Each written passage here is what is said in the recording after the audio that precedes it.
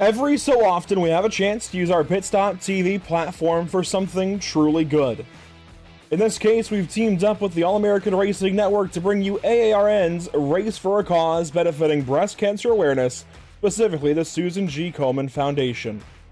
Welcome to Pit Stop TV and the virtual Concord, North Carolina. I'm Andrew Cardinale IV with Zach Murtis, soon to be alongside. Currently, he's down on the racetrack. It's a pleasure to join you for coverage, as always, of the All-American Racing Network, in this case for the Race for a Cause, and today's coverage is brought to you by Ideal Canine Training LLC, by the All-American Racing Network, and by the Whiplash Racing League. It's exciting to be here. Charlotte Motor Speedway is always a fun place to race, whether it's with legend cars on the quarter mile like we have here currently, about to go green flag in a few moments, or ARCA cars on the big oval here shortly, or even trucks on the big oval shortly. We've got a jam-packed evening of racing. Things have changed just slightly.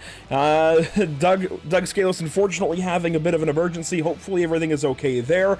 But he's kind of left things in our hands with Zach Murtis and myself.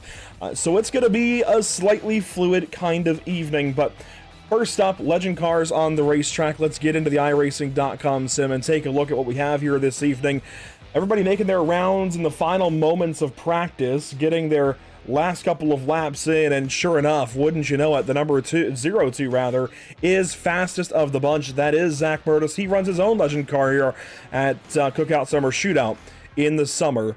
That's coming right up. Jourdain White out there in the number 12 out of Jamaica. Good to see him in the event tonight. And Elijah Mopin in the number 66, and a handful of others that we see, whether it's in the All-American Racing Network Cup Series or their other series, their secondary or tertiary, even quaternary series, as they are becoming more fully fleshed out by the day. But practice ending, qualifying coming up next. This is going to be Euro-style qualifying, as they put it, with legend cars.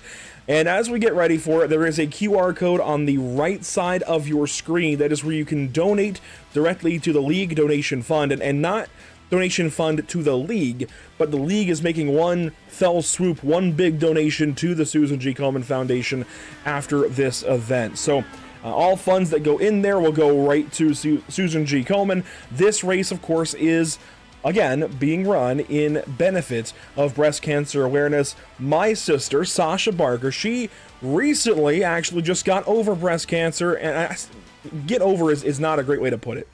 She has just beaten breast cancer. She is a warrior of any variety.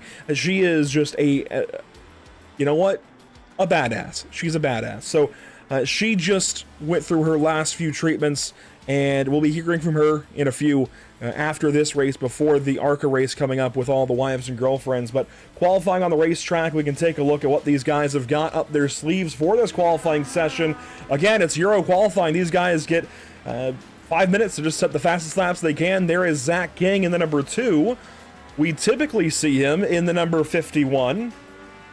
Jourdain White out there in car number 12. He's been quick in the Cup Series that we see on Sunday mornings. King and White both. Chris Winstone jumps up to the, how about the 3rd spot for Winstone? We see him in road cars, the GT3 cars of the North American Racing League, typically on Thursday evenings, but he's also trying out this oval thing a little bit more week by week. And look at that, Chris Winstone, fastest so far in qualifying. Clearly he's got some pace in that number 37. Zach Murtis yet to hit the racetrack. Elijah Mopin currently 4th in this session. There he is in the number 66. How about second quick now for Elijah, as Winstone goes even faster, down to a 16.908. Fifth place, that's currently Joseph Essenberg. He's waiting for a gap on the racetrack, it looks like. Gerard Essenberg is in 6th, right behind. Anthony Hatfield is in 7th. There's his number 31. That is a really good-looking purple on that car. Thaddeus Friel Jr. out of Kingman, Arizona. He's in 8th. And Joseph Conan comes up in the 9th spot so far, with Zach Murtis yet to take a time. If you've never ridden in one of these legend cars on the iRacing.com sim, it is a hoot. This is a really fun car to drive. Here's the onboard with Chris Winstone. Conan up to 5th in qualifying. And if we look at the weather conditions these guys have for this race, see 78 degrees ambient temperature, 80-degree track temp, and pretty mild humidity, pretty mild winds, partly cloudy skies. It's just a beautiful day to be at the virtual racetrack. And Zach Murtis is hitting the racetrack finally. Legend car extraordinaire, we'll see what he's able to do. Already right to the top, 16.856. He is having some connection issues these days, so he doesn't blink there a little bit, but right to the top of the board for Zach Burtis. There's Chris Winstone. There's Elijah Mopin. He's actually heading down to the pit lane. And this is not a place you want to have to pit. iRacing put the pit lane outside of turns 3 and 4 towards the NASCAR pit entrance. Here's Jordan White out of Jamaica trying to go faster in this qualifying session. Here's a true on board. Might have to work on that camera location just a little bit, but that's okay. Jordan, fourth quick in this session, trying to go just a little bit faster. And there's a spin ahead. He gets through it, but we'll lose some time. So the big thing with these cars is they are pretty high power to weight. So it's a really small, tiny car, very short wheelbase. It's very, very light. Relatively, it's got a high power to weight ratio. So it's got a lot of power for the weight that it's got. I'm trying to dig up exact specifications. I don't recall them off the top of my head. But I know it's a tiny little thing that goes really, really fast, very, very quickly. And let's see, so the engine listed on iRacing.com is the Yamaha MT-09. I believe there's a couple of engine options that you could run, like the FZ-09, but regardless, about 135 horsepower to 1,230 pounds. So you can do the math there. It's got a lot of power for the little thing that it is. But qualifying wrapping up, Zach Murtis on pole. Really not a surprise whatsoever. Looking at this track map, I love this track map because it just shows you the tiny little oval there on the front stretch and all the rest of this facility that's unused relatively for this race as Murtis goes even faster. Of course, we will be using the big oval for the ARCA race and the truck race coming up in just a little bit. But for right now, just using that tiny little oval on the front straightaway. Of course, no points or schedule or anything to look into like that this evening. We're just sending 10 cars around here for 50 laps. That is the distance. Let's take a look actually at your Whiplash SimCam's race details for this 50-lap Legends race. There you go. 50 laps, about 12.5 miles or 20 kilometers. 0 change sets. These guys have the same set of tires all race long. They, of course, have a full tank of racing fuel. Cautions will count. 1 green-white checkered out there for these guys if they need it, with fixed setups in the cars and 1 fast fix to keep them in the race should they have something go wrong.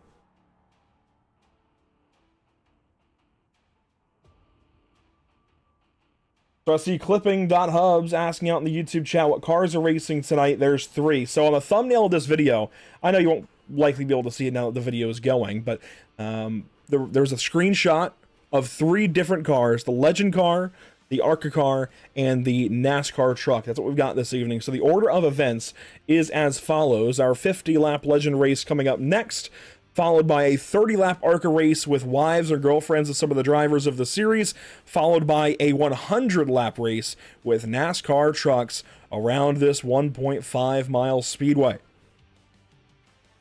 For now, cars headed to the grid. Let's take a look at our starting grid this evening for the Legends portion, the Whiplash Racing League Legends Tour portion of tonight's event. Zach Murtis on pole, Chris Winstone over his right shoulder. Starting back from 3rd spot, Elijah Mopin alongside Jordan White.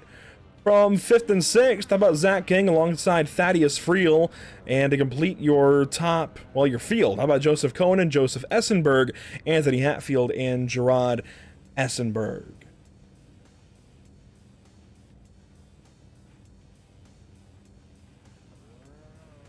Zach King very specifically wants me to mention that there is by himself. He has self-imposed a $5 bounty on his own head this evening. So if these drivers choose, they can opt to take him out, apparently, and that will be $5 to charity. Every time he's taken out tonight, apparently it's $5 to charity of his own money. I don't know. That's what he wants us to say, but we'll see how that goes for him this evening as cars are rolling off of the grid and onto the racetrack. I want to show you some onboard cameras with these cars this evening. We, of course, have one right down here on the front bumper,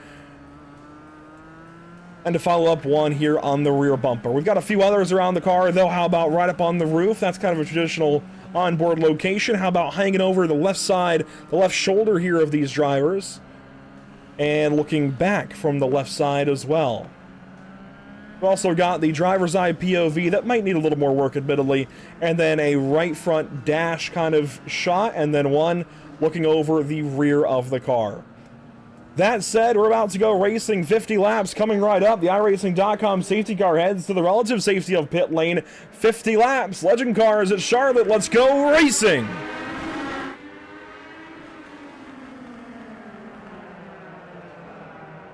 And already problems for Zachary King.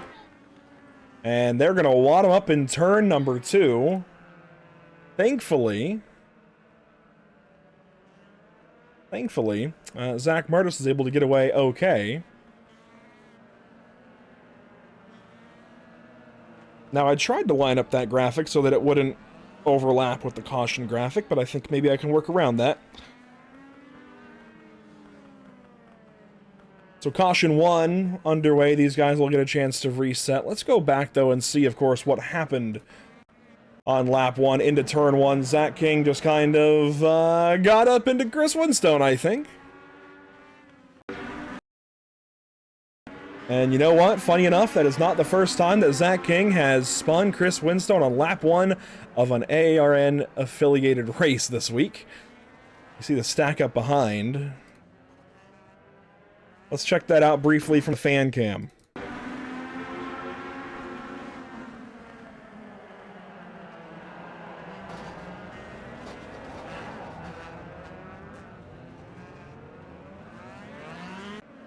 So these guys will get a chance to reset and go back at it. You see the field lined up behind the iRacing.com safety car. This should be the opportunity to choose this time or next time. That is if Zach directs them to do so. Looks like it might be next time around for these guys. They will get an option to choose their lane coming to the restarts here in the Whiplash Racing League portion of tonight's event. iRacing safety car lights still on. It should be this time around then that we get the 1 to go signal.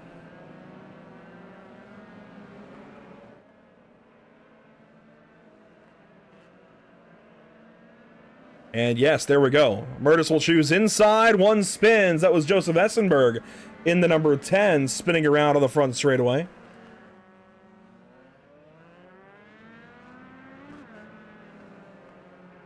And the field will line back up behind Zach Murtis, and it looks like we're going to go 1 more lap of caution just to allow these guys a chance to form back up and maybe even a re-choose here at the line.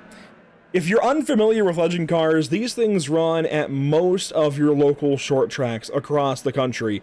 And not just in the United States, but worldwide. I mean, these cars get used for road racing, dirt racing, oval racing, you name it.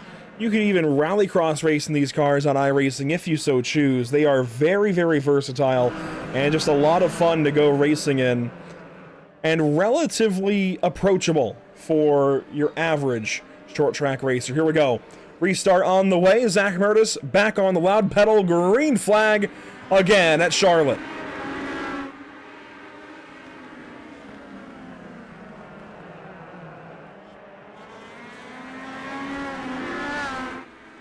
A cleaner start that time, but not for everybody, as you see 2, 3 wide deeper in the field. But we get lap 1 to go complete.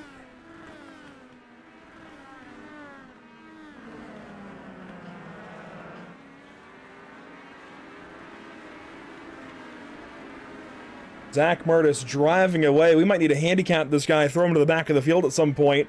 It is 50 laps, though. Plenty of time for these guys to try and figure out some tricks of the trade, as you got some battling back here amongst the rest of the field. Mopin and some others, as one is around. That is Essenberg once again.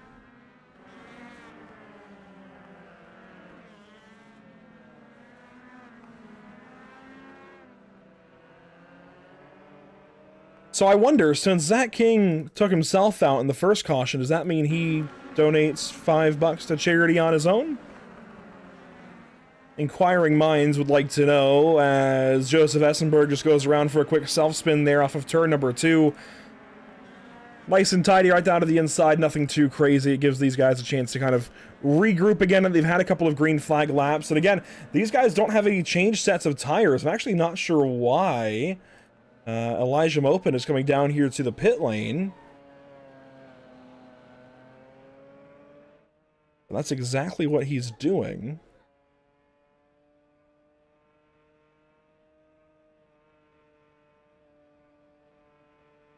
I'm not sure if he's trying to get some repairs made or what's going on for the number 66. There's only one fast repair for these guys. They've got to be careful.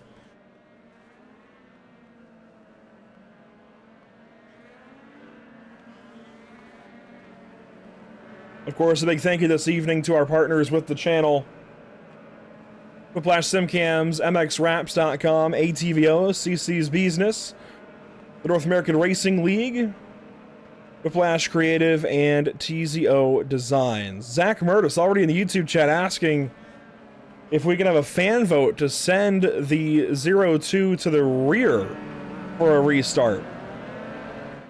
I'm just going to overrule. I think next caution, absolutely. Send the 00, or not the 00, the 02 to the rear of the field. Let's spice things up. If we get another caution, absolutely, Zach. I'll send you to the rear if I have to.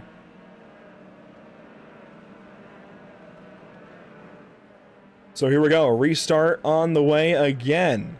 Zach Murtis down low. Jordan White has chosen the outside. Chris Winstone topside, or bottom rather. Here we go. Green flag.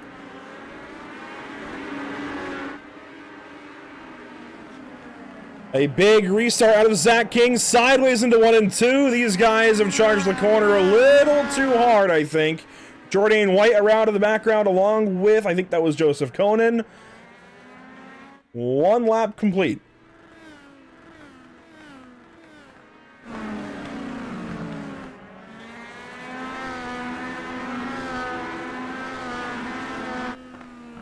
On board with Zach King, he's trying to chase down Zach Murtis. It's a Zach attack at the top of the field. 15 laps complete. And Zachary King goes fastest there. How about that out of driver number 2? I suspect that a lot of these guys don't usually run legend cars, except for Zach Murtis. This is his shtick, if you will.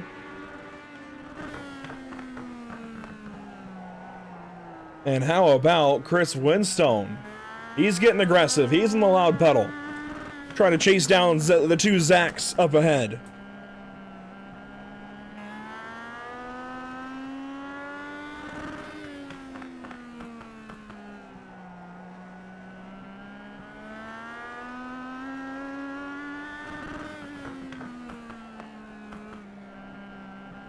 Some battles deeper in the field. How about Anthony Hatfield here in the 6th position, along with Joseph Essenberg?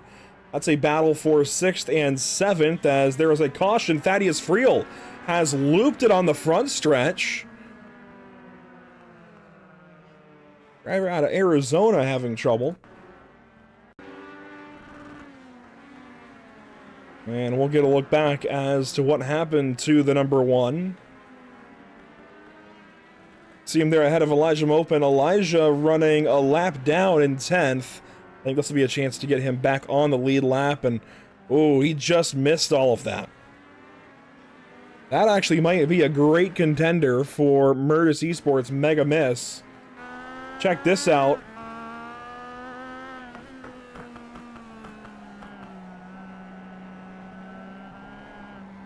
Oh,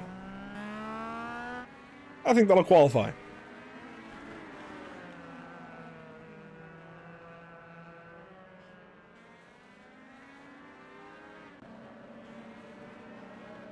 And so, Zach Murtis has not gone to the rear. Tell you what, if I have to, I'll do it.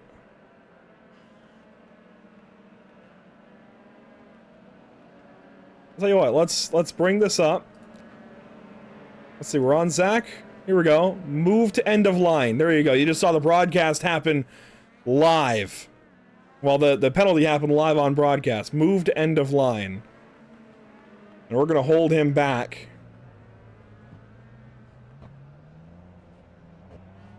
How about that, Zach Murtis? Make you work for it here in the back half of the race.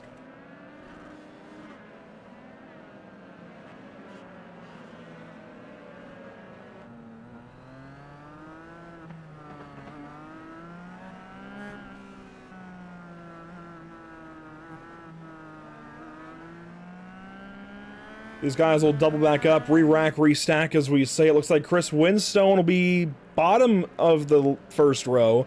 I believe Zach King has chosen the outside lane as the leader, so here we go. Restart on the way, just about halfway in this 50-lap Legends race. Green flag for Zach King and the whole bunch of them down to turn one.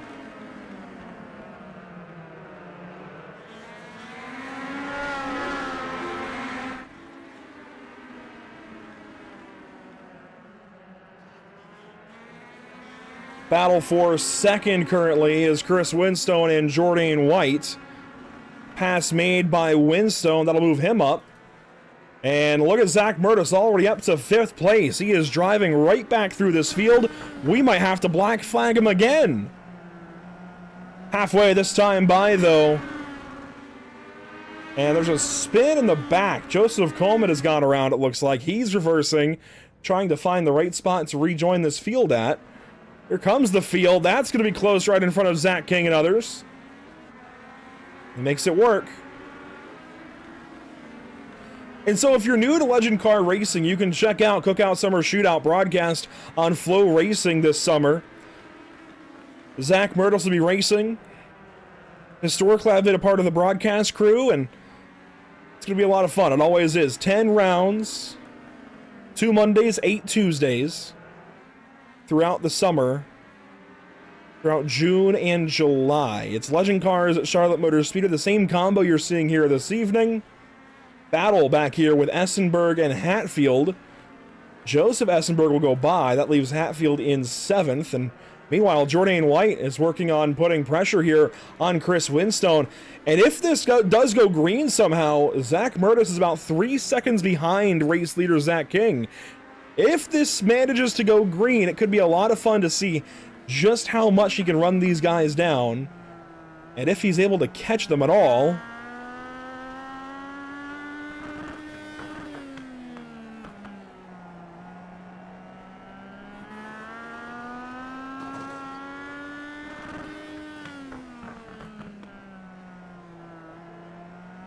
He's going fastest each lap. He keeps going just a little bit faster. Right behind the 4, though, of Essenberg. That's a spin from Gerard. You see the battle for second ahead of Zach Murtis here, side by side. White and Winstone, there they are. They're holding each other up. Zach Murtis has gained a second on even Zach King. He is reeling these guys in. Meanwhile, Jordan White, the Jamaican sensation, gets ahead of Chris Winstone. And Winstone actually wide into turn 3. He's loose, down across the nose of the 0-2. This might be a position gain for Zach Murtis before too long. Yes, it will be. Winstone will fall back. And lap traffic now for Zach King. This is where it's going to get spicy. Never mind, he's around. Zach King has looped it from the lead. Just as I was saying, it might get spicy for him catching that lap traffic.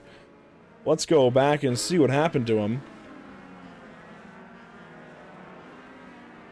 He was running all on his own here.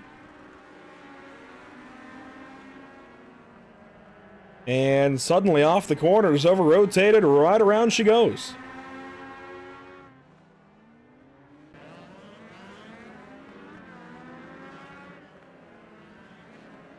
as we ride under this caution, we will see if we can get some of these guys back in the race. So bear with me with the iRacing overlay for just a moment here. I want to get these guys back in it. So let's do...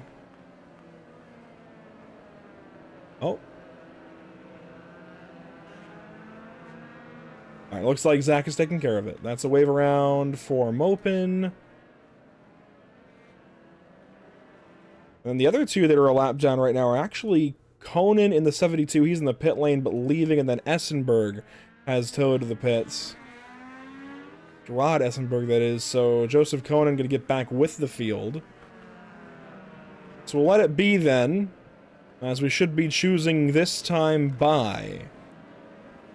We've still got 2 races on the card, even after this one.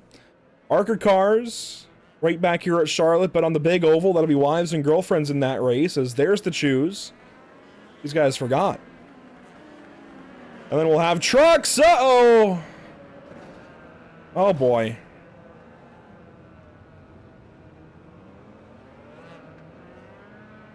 What did Zach King do this time? Let's see. I think he was just trying to go around the outside because these guys weren't really choosing. And then Winstone, I guess, kind of chooses high. And then here they come in behind. They just chain reaction. Nobody knew what was going on there.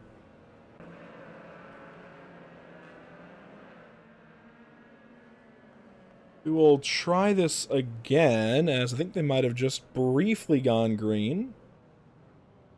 Although Conan has come to a stop just about in turn 2, and I think the iRacing.com safety car is trying to catch up. It's there.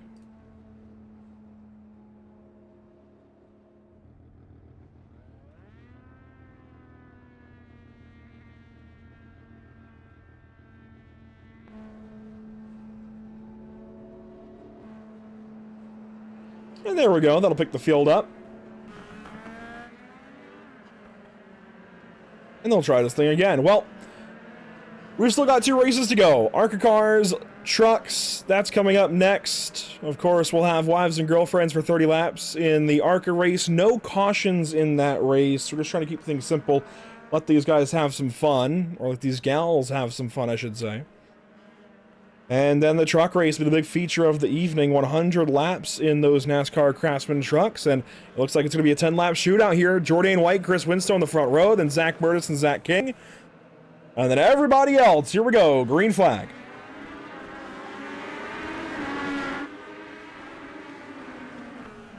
Three wide into turns 1 and 2. Zach Burtis hooks the bottom. He gets by them all. Impressive restart out of the driver of the 0-2. This is exactly why he's looking for sponsors to go run Cookout Summer Shootout this year. Look at him slice down to the inside of car number 12, and Zach Burtis has got the race lead. Contact though with Jordan White. You see the big blocks into turn 3. Murtis is off. He beat himself. Caution's out again.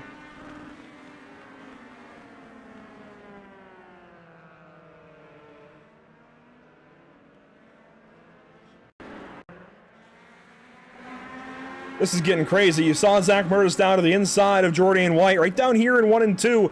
There's a bit of contact on exit between these guys. White gets loose into the 0-2. Here comes King out of nowhere.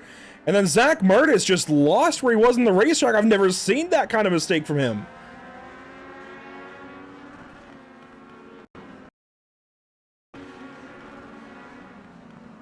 Let's see this again.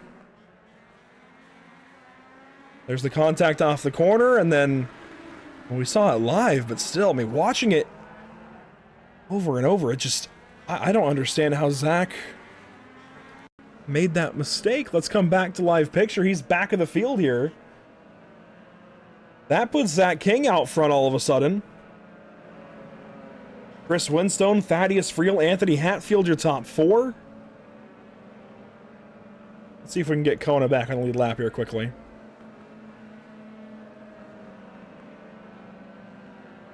Actually might be going around. I don't want to give him a... Yeah, okay. Glad I waited. He looks like he's going to be getting a wave around already.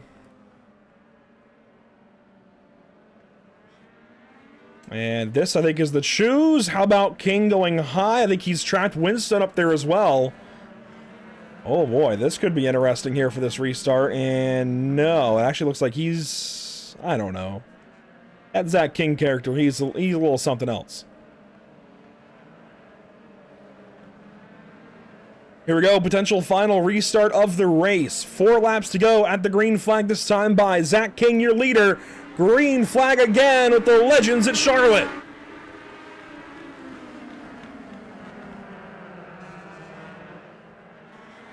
There you see the race off of turn 2. Winstone and Friel are second and third. You see Murtis trying to get back into this. He is 6th currently. Here's his on board. White on the outside. Looks to the inside now of Mopin. Caution is out. That is going to send us to our one and only overtime attempt. Problems for Hatfield. Good thing there's no McCoys in the field.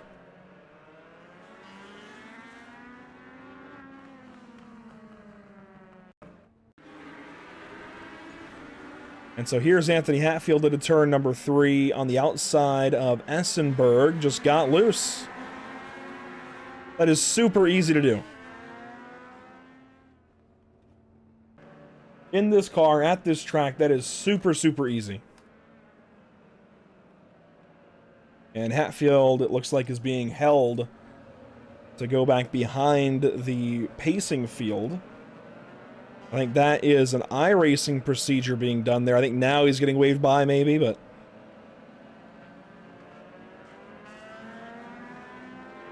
Zach King now race leader. Who would have guessed that? And these guys only get, as long as the session is set up how I believe it is, these guys only get the 1 attempt at an overtime restart. And so basically, to bring up the MX Raps overtime rules, here you go. 2 laps get added on, or at least, I guess, 2 green flag laps, however many laps are needed, get added on to the end of the race.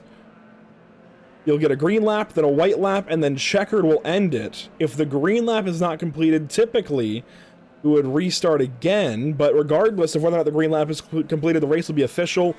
Question is, if we get a caution or not. If we get a caution on the green lap, the race is over, we end it under caution. If we get back around to the white flag, we race it out.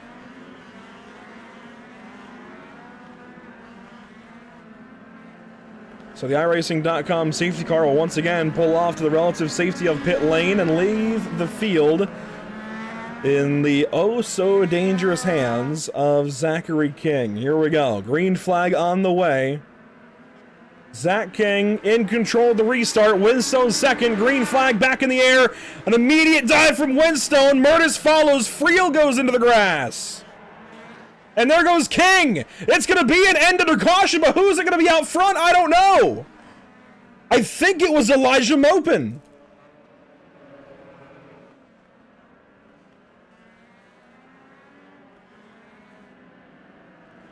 They all crashed. And there it is, white flag. This will be the final lap, and it is going to be Elijah Mopin, I think. They're waiting on the iRacing.com safety car, but I believe that's it. Well, that is it, and I believe Elijah has won. Maybe, maybe not. King is pulling up now into the first spot.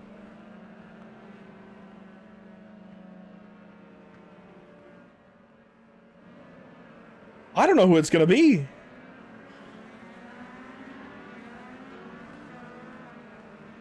Winstone crossed in first, but I think it's Zach King.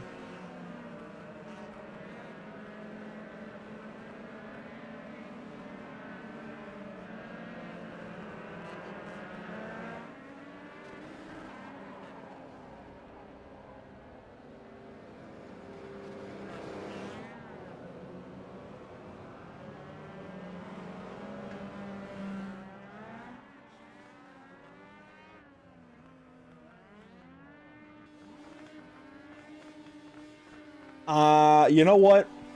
It's a charity race. These guys are just having fun. I think it's Zach King that won the race. I don't know.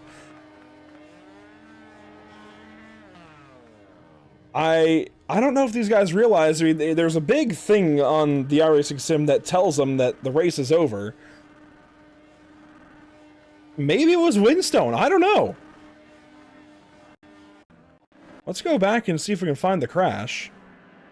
It's a little bit farther, it seems. And boy, was it a spectacular one. Here's the restart. Zach King inside, Chris Windstone outside. Windstone shot low, as did Murtis, as did Friel. And then out of turn 2, King just gets loose. He ends up hooking the 37. You see the carnage behind.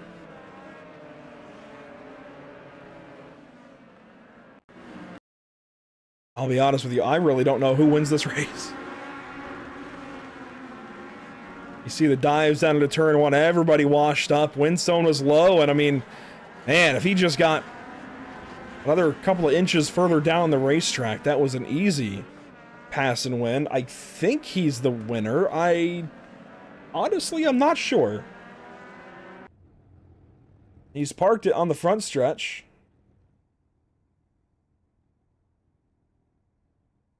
Let's go ahead and let's bring him in. He did some burnouts. Let's bring Chris in. I'm going to assume that he's the race winner. Chris, what happened? Are you the winner? Well, that's what the relative says on my black box, but we're still trying to kind of figure that out because it seemed like it shouldn't be, because I thought the 66 was past me when the caution came out. So, well, before the caution came out. But it just kept telling me to go in front of everybody, and it told me past the 66, and then it ended the race. So, well, we figure out, I guess, a little bit of what's going on here. That looked fun. How fun was it? that was a really good time. It was, it's a lot less pressure. It's, just for fun and everything. But so a lot of guys, I don't think Murdes was pushing quite as hard as he could have been, but. Yeah, and then I think he moved himself to the back, we saw. So I think if it weren't for that, I probably wouldn't have had a chance. But it was a lot of fun. These are really fun cars to drive.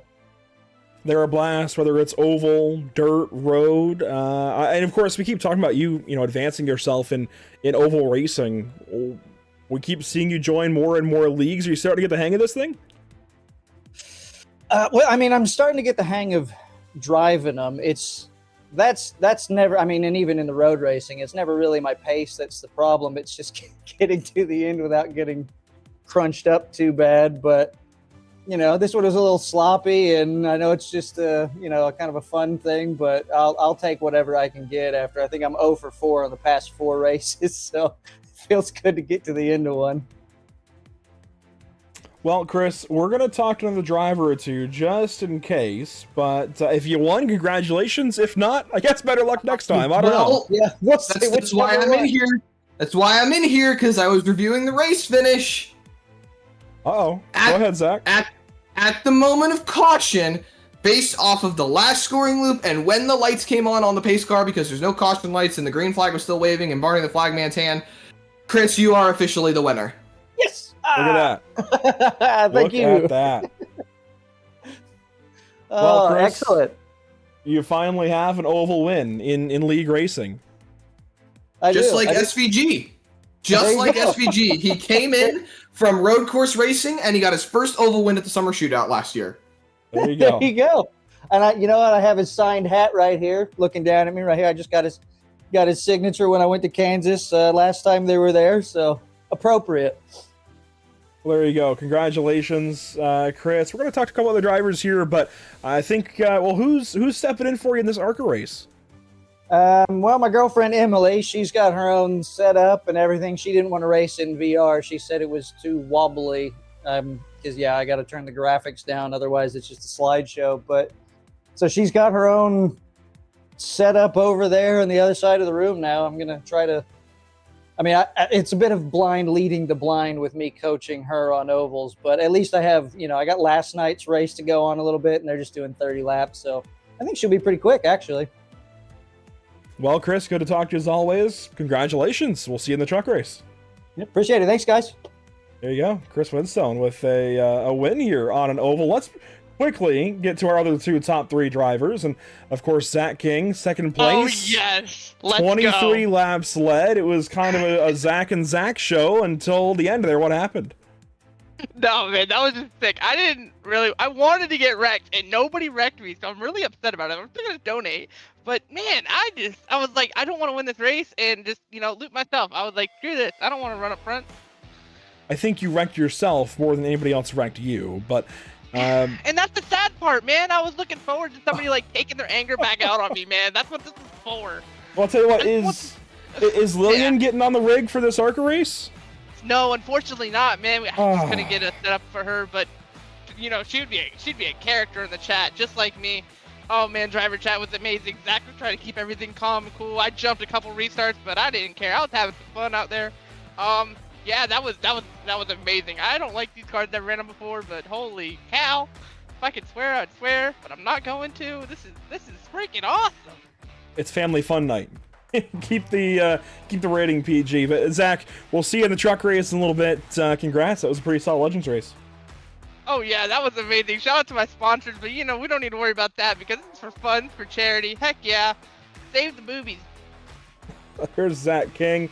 Let's quickly grab Elijah Mopin, who we don't always get a chance to talk to. And honestly, Elijah, I thought you had that when you came through the crash. I thought you won that race. Yeah, me too. But I mean, I'm gonna take third, considering that I was on the back foot for most of the race.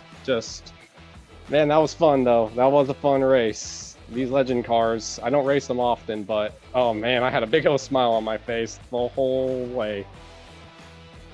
Maybe that's even more reason to run these cars. But Elijah, of course, we have the Wives and Girlfriends race, the WAGs race coming up next to the ARCA cars. Anybody racing for you? No, sadly not. If I could have been, I would have probably ran on my mother's behalf, but, well, not eligible. I do like the ARCA cars, and I do like racing at Charlotte, but honestly, I'm going to sit back and let the ladies have some time in the spotlight. I have heard that there are some pretty fast lady drivers out on the field, so looking forward to seeing them race. Well, Elijah, it's good to talk to you. Hopefully we're talking to you in the truck race here in a little while. I always like seeing what paint scheme you have for the race, and we'll be watching out for car 66. All right, thank you. That's Elijah Mopin, and I guess since he's here, we can go ahead and talk to our 8th place finisher tonight, Zach Murtis. Wow. What the heck happened? Could I say Jordan wrecked me for the second race in a row? I mean, you can. Is it Well, accurate? I don't know. It's not entirely accurate. It's a little accurate. So when we were racing side by side off of turn 2 on lap 42 for the race lead, coming off of turn 2, I pushed up a tad. We didn't make contact from the looks of it, but Jordan got loose, and that's what started the initial contact between the two of us.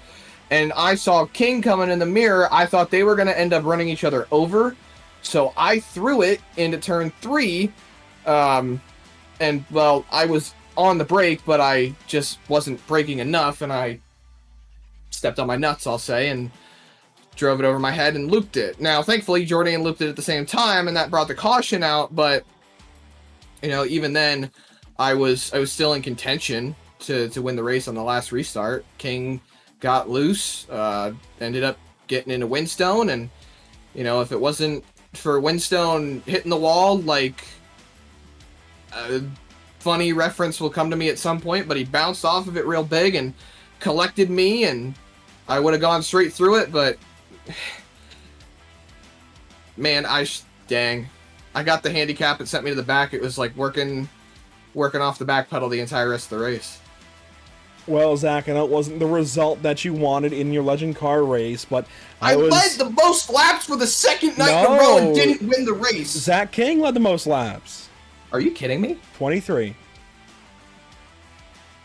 I guess I should be thankful that my Murtis Esports development drivers are showing up and showing out on the racetrack. There you go. Well, there's a graphic on screen directing you to donate.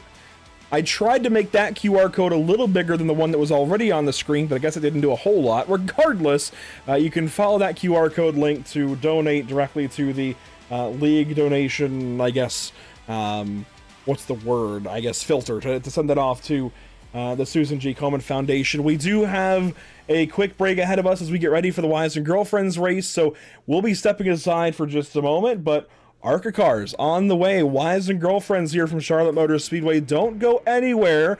We've got more action on the way this evening. First up, I mentioned earlier that my sister, Sasha, recently literally just beat breast cancer.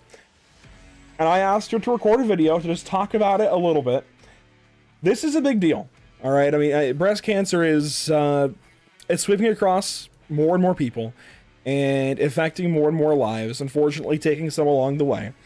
And I am so lucky that even with two of my family members having it recently, within the last 5 years, my grandmother and now my sister, they're both still here. That is not the reality for a lot of breast cancer patients, but thankfully they're still here with us. And in this case, my sister Sasha gets to tell a little bit of her story and kind of just talk about breast cancer a little bit and breast cancer awareness, why these kinds of races and events are important, and why raising money for these foundations and such are important. So we're going to take a step aside here to get ready for the ARCA race coming up. In the meantime, enjoy this.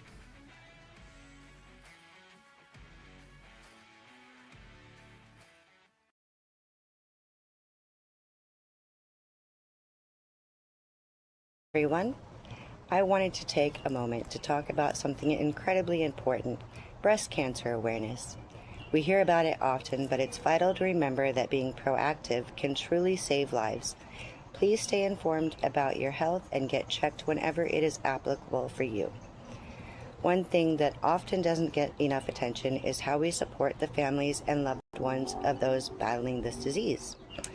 When someone you care about is going through this, they aren't just fighting a medical battle. They're navigating an emotional and physical one as well. Showing up consistently, even just to listen without needing to find the perfect words. Support doesn't always have to be monetary. Just having someone to talk to can make a world of difference. Handling the small things like dropping off a meal, running an errand, or helping with housework can also be very helpful. Utilizing incredible resources, there are organizations like Wish Upon a Wedding, which grants weddings and vow renewals to individuals facing serious or terminal illnesses.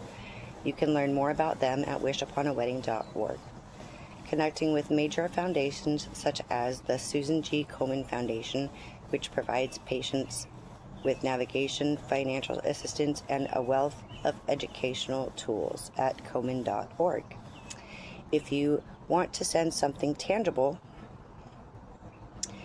there are ways to order gift boxes specifically for those with cancer for free.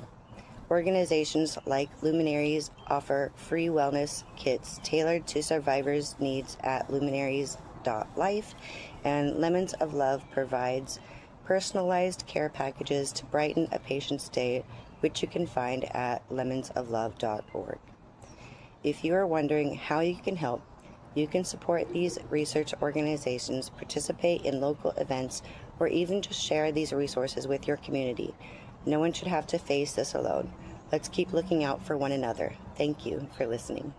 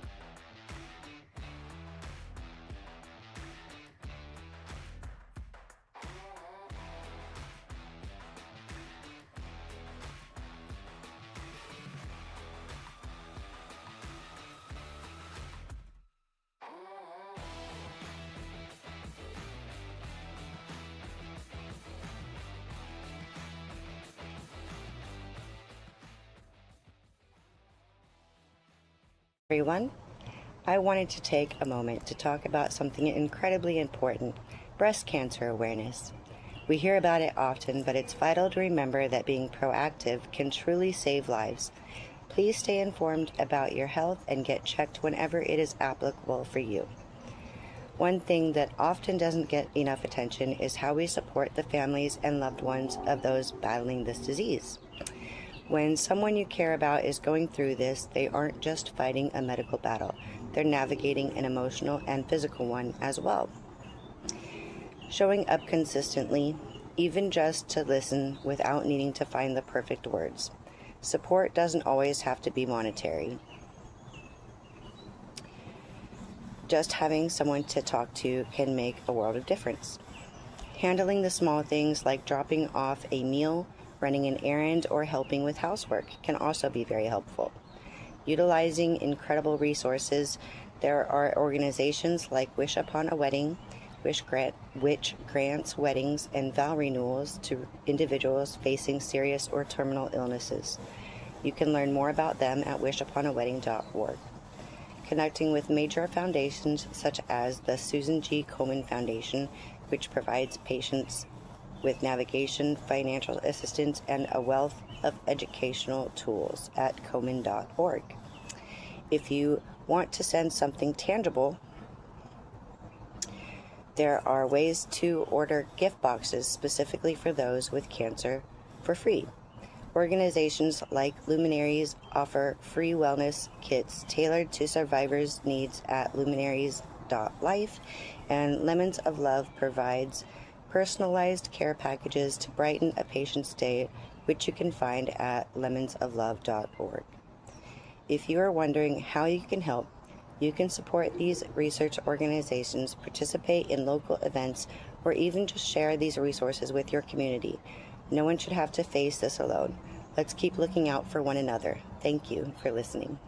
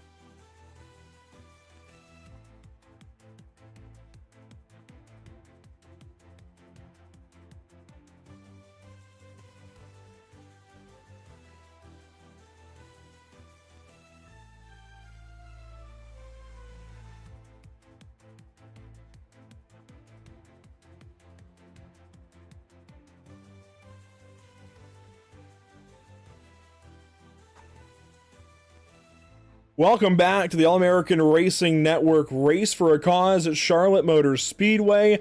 I'm now joined by one of the drivers that we see every Sunday, and in this case on a Saturday in the All-American Racing Network. I hear he's worked out his broadcast chops already, doing a little bit with Art Milne and such on the other All-American Racing Network series. But Elijah, we just saw you go racing in that legend car race. Of course, we've seen you for several Sundays now throughout 2026.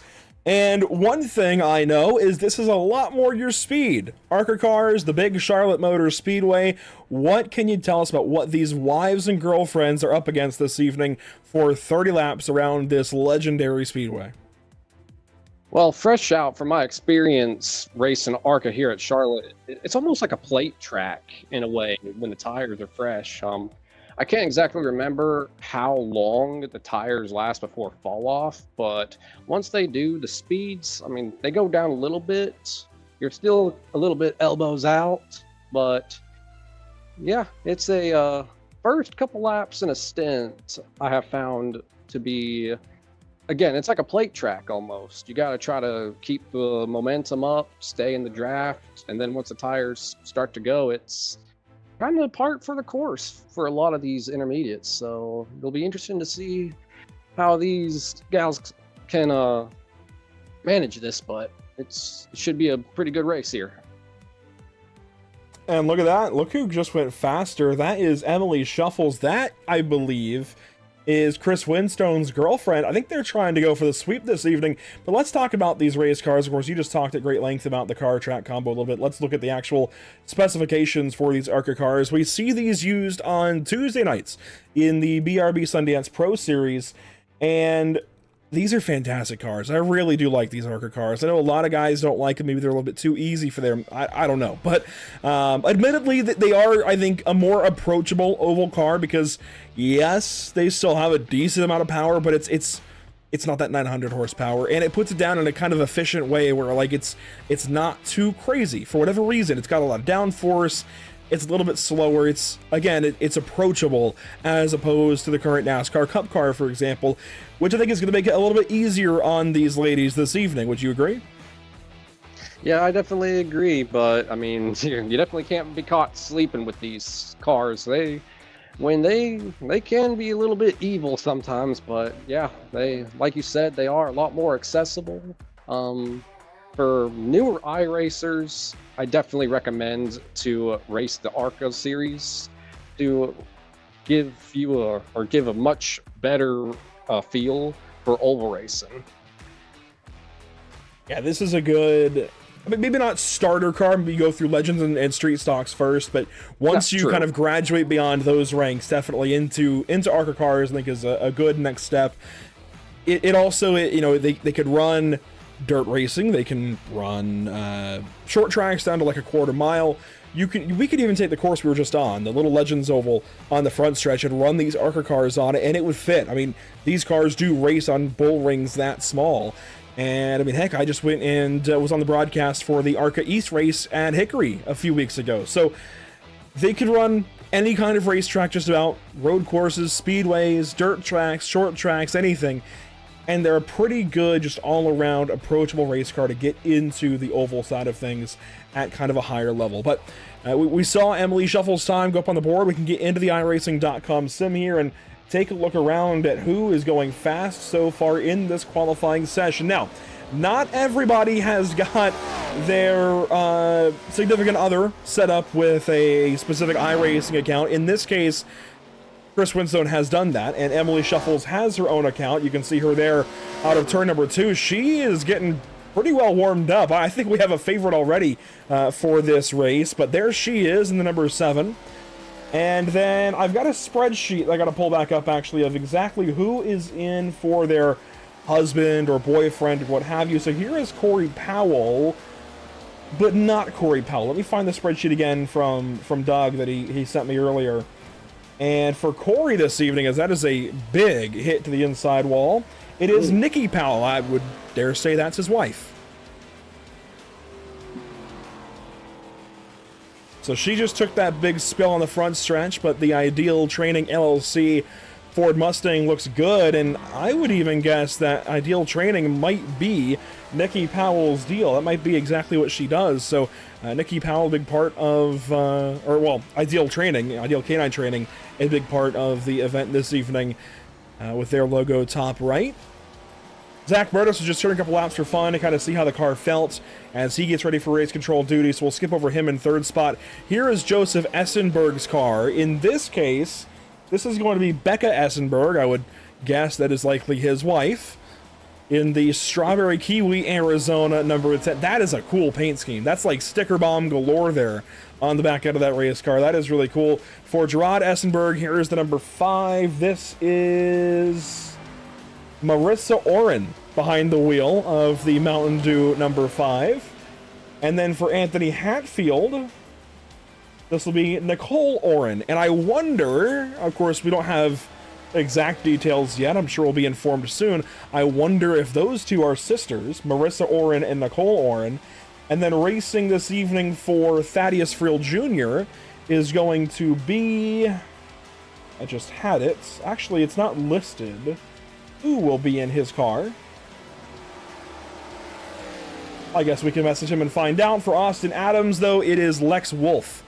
I'd imagine wife or girlfriend there. And she is the only one, I don't mean this in any bad way, but she's the only one that seems like she's kind of still picking up pace. I guess maybe her and whoever's racing for Thaddeus. They're the only ones that I think just need to find a little more confidence in the car. I'm going to be honest. These wives and girlfriends, they seem like they are right up to snuff already. I don't know how much practice they've each put in, but, I mean, Emily Shuffles, she's quick already. Let's see, for Essenberg, it was Becca Essenberg. She's quick. She's not too far off of Shuffles. This is going to be a good race with them. Oh yeah, I'm sure that I'm sure that in their free time they've probably gotten in a lot of practice too. But and again, like I mean, these ARCA cars, once you're able to get over the rookie hump, as I would put it, once you get down with the basics, these are some fantastic cars to drive. And like you said before, they're a lot more accessible too. So here's the onboard with, again, this is, I'm gonna have to keep going back to my fourth monitor here. This is Becca Essenberg in the car for Joseph. And we've just gotten word as well from Thaddeus Friel that aboard his car is Valerie Ortego in the number 2. So, hey, we're getting more information here. There are a few names there at the bottom, of course. My name is on there, the number 4. I'm obviously not racing, I'm broadcasting. Jordan White, I think, is just watching. And then Elijah, of course, you are here watching for the broadcast. And it kind of seems like this was kind of a happy accident to have you available for this and talk a little bit on this broadcast. It sounds like there's some personal connection at least, and obviously you're at liberty to tell as much as you do or don't want to of your story with it. Of course, I've talked about my sister, Sasha, going through breast cancer in the last year or so. I mean, we only found out, I think, a little over a year ago. She's already gone through this adventure, if you will, if you could even call it that, and has gone through her last set of transfusions for the now. And my grandmother, Joan, she recently beat it within the last 5 years. But, you know, as I mentioned, that is just simply not always the case. There are so many people who are heavily impacted by this cancer, that's what it is, and unfortunately don't make it out the other side. And you know, whether they do or don't, I think Sasha had some great points in her video that she talked about of even just how to be there, how to be supportful of someone that you know, whether it's in your family or a friend or whatever, that is going through that just really awful experience, that really awful battle. It is exactly that. It is a battle. It is a fight for life. And again, I'm lucky in that I haven't experienced loss in that way. I know that's not always the same across the board, but it seems like more and more there's always somebody who knows somebody that's been impacted at the very least, Elijah. And whether they're close or far away in the social circles or what have you, it seems like everybody can relate to this cause, to be here this evening and to try and raise some money for these causes. In this case, I believe primarily for the Susan G. Komen Foundation. And if you want to donate, there is still time to do so all throughout the broadcast this evening, and I'm sure even afterwards. There you go, some information there. This event being run, of course, in benefit of breast cancer awareness, specifically Susan G. Komen and the foundation related there. Please consider donating using that QR code there on the right side of the graphic or the right side of the screen. I try to make it a little bit bigger on the graphic there on the bottom, but we'll leave that QR code up in the top right the rest of the broadcast. But Elijah, again, I know it's difficult to talk about. I would say it's kind of the floor for you if you, however much you feel you can say. Okay. Well, like you mentioned, I mean, this battle, it is a battle, not just for those that are from suffering breast cancer, but it's a battle for their families too. And I mean, it's a pretty big struggle physically, emotionally.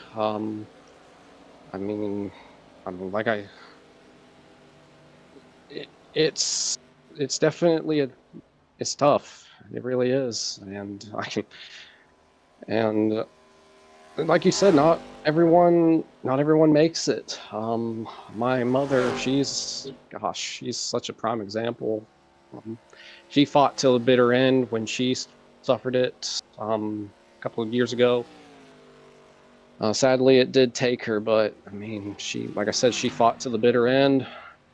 It wasn't easy for me. It wasn't easy for Dad, but we can rest a little easy knowing that she gave it her all against this fight, and while she might have lost the battle, he kind of proved not to quit. It is tough to talk about, I won't lie, but it is definitely something that we all need to remain aware of. I mean, it's a tough battle. It really is a tough battle, but together we can at the very least make it easier for those fighting that battle. And I loved how you and Susan, is that your sister's name? I do apologize.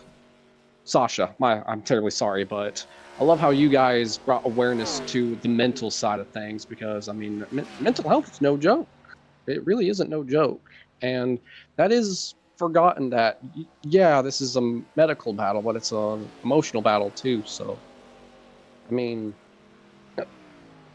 all I can really say is, for those, if you really want to send support, don't just send monetary support to foundations like Susan G. Komen or the National Breast Cancer Research Foundation. Go out and help the families that are affected by this. You know, cook them meals, give them rides if they need it. And if they have any kids, if you can make time, help them with studies and such, because that goes a long, long way to helping them out. Absolutely. I think that's a very understated side of things. And I mean, even something that Sasha talked about a little bit when she was going through it, just needing basic everyday help with the most basic of things. Obviously, this is a major disease we're talking about, and it gets in the way of a lot of everyday things in life. Even if it's just making it to appointments, sometimes that's difficult, and that it could be as simple or as complex as what you're able to do to just help out whoever is going through it. It does not have to be anything fancy. It does not have to be a big check. It can be, as you said, as simple as going, helping with dinner, helping with tutoring, anything. So absolutely, those are some very, very good points, and I'm glad I kind of, obviously glad I reached out to Sasha about it. She was very willing to do so, and glad that I was able to kind of point her in that direction of talking about that mental side of things and just helping somebody who maybe is in your life that is going through this. I mean, it's we see fundraisers and whatnot all the time, and not everyone's able to contribute monetarily, and obviously that's what we say, please consider donating if you can. But there's so much more beyond just the monetary side, but obviously that does also lift a very gigantic burden if there is funding available in that way. But racing here this evening, again, we've got 7 actually, it looks like, for this 30-lap race. 7 wives and girlfriends taking part in this race this evening as a part of this All-American Racing Network Race for a Cause, brought to you by Ideal Canine Training LLC. We'll talk more about them in the 100-lap truck race coming up. For right now, we want the focus to be on these ladies about to go racing. In just about 5 more minutes, they will start qualifying here this evening. We're still kind of in the day, so let's take a look at weather conditions for them on the racetrack this evening as we watch Nikki Powell around the racetrack. 70 degrees in the air, 71 on track. It's definitely pretty cool, and that's a good thing. It gives these guys, well, I guess these gals, some grip on the racetrack. Oh, yeah. I'll well, yeah. Let the cars just absolutely grip it and rip it, as I say. You see there, the time is set statically to 7 p.m. here on May the 9th. And I believe that's probably a safe way to go about it. Leave it static. These gals, they're not as in tune with the nuances of iRacing. Leave it to just be relatively, again, approachable in terms of weather conditions and such. So as practice wears on, the final 4 minutes of the session here, Nikki Powell has broken down into the 29-second bracket, and Chris Winstone talking out in the YouTube chat about how he had Emily practicing at about 72-degree weather.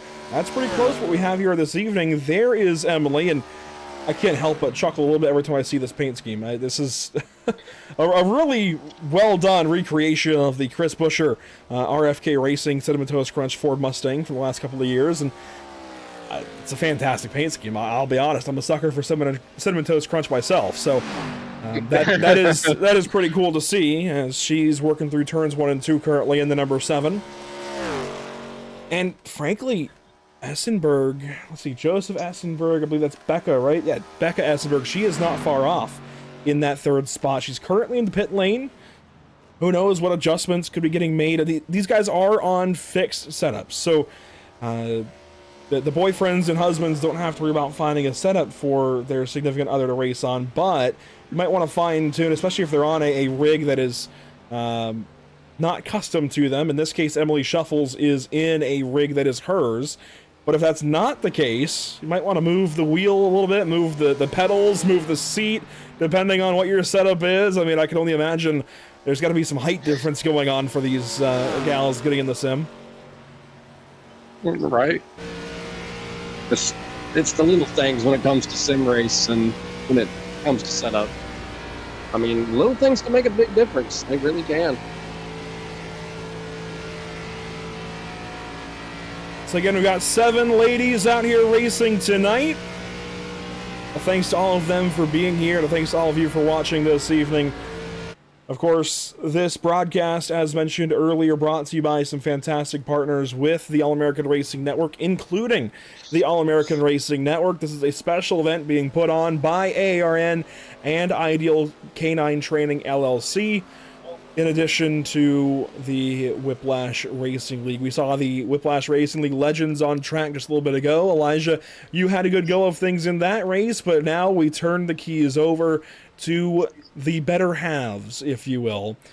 Again, for 30 laps this evening in this ARCA-style race. We've got some Whiplash SimCams race details we can look at. We'll revisit these in a few moments, but 30 laps, 45 miles, about 72 kilometers. Not sure how I got 72.2.4 or whatever the heck it is. Regardless, there is that. Unlimited change sets, I do believe. Really no worry about tires, 100% fuel, no cautions, no damage. You know what this is going to look like? It's going to look like a 7-truck pickup cup race here at Charlotte. It's going to be straight up, just go race for 30 laps.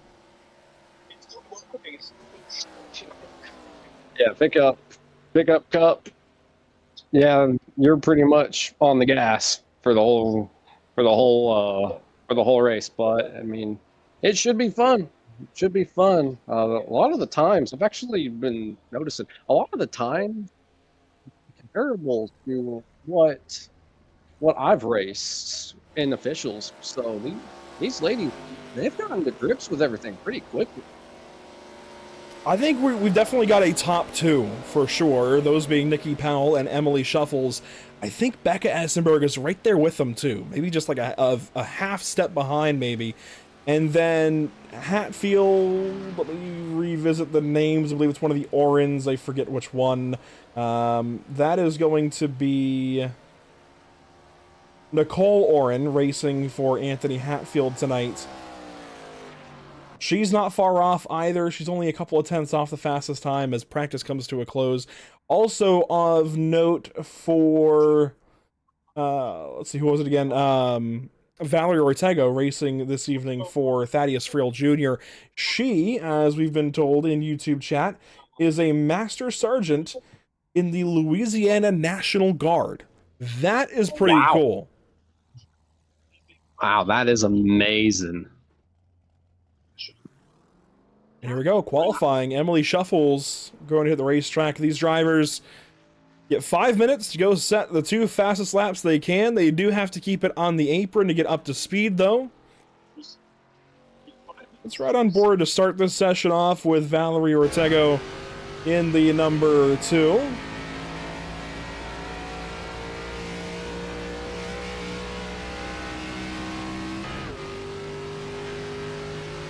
And I think it's worth saying, obviously racing is not a guys-only sport. Motorsport is open to everyone. Anybody can get involved, and we do see a lot of very successful female sim racers. I know one that takes part in the North American Racing League that we broadcast here at Pitstop TV. I can't pronounce her full name. She is, I believe the name is Russian, so it's got a lot of U's and V's in there.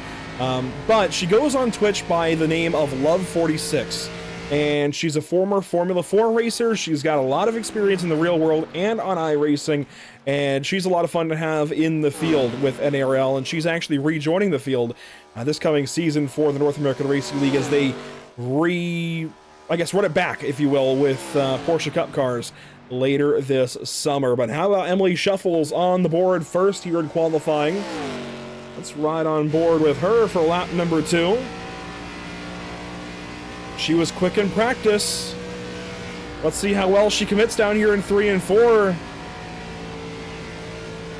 I'd say she got there, and she's putting in a lot less wheel than she was in practice. I think she might have found something here.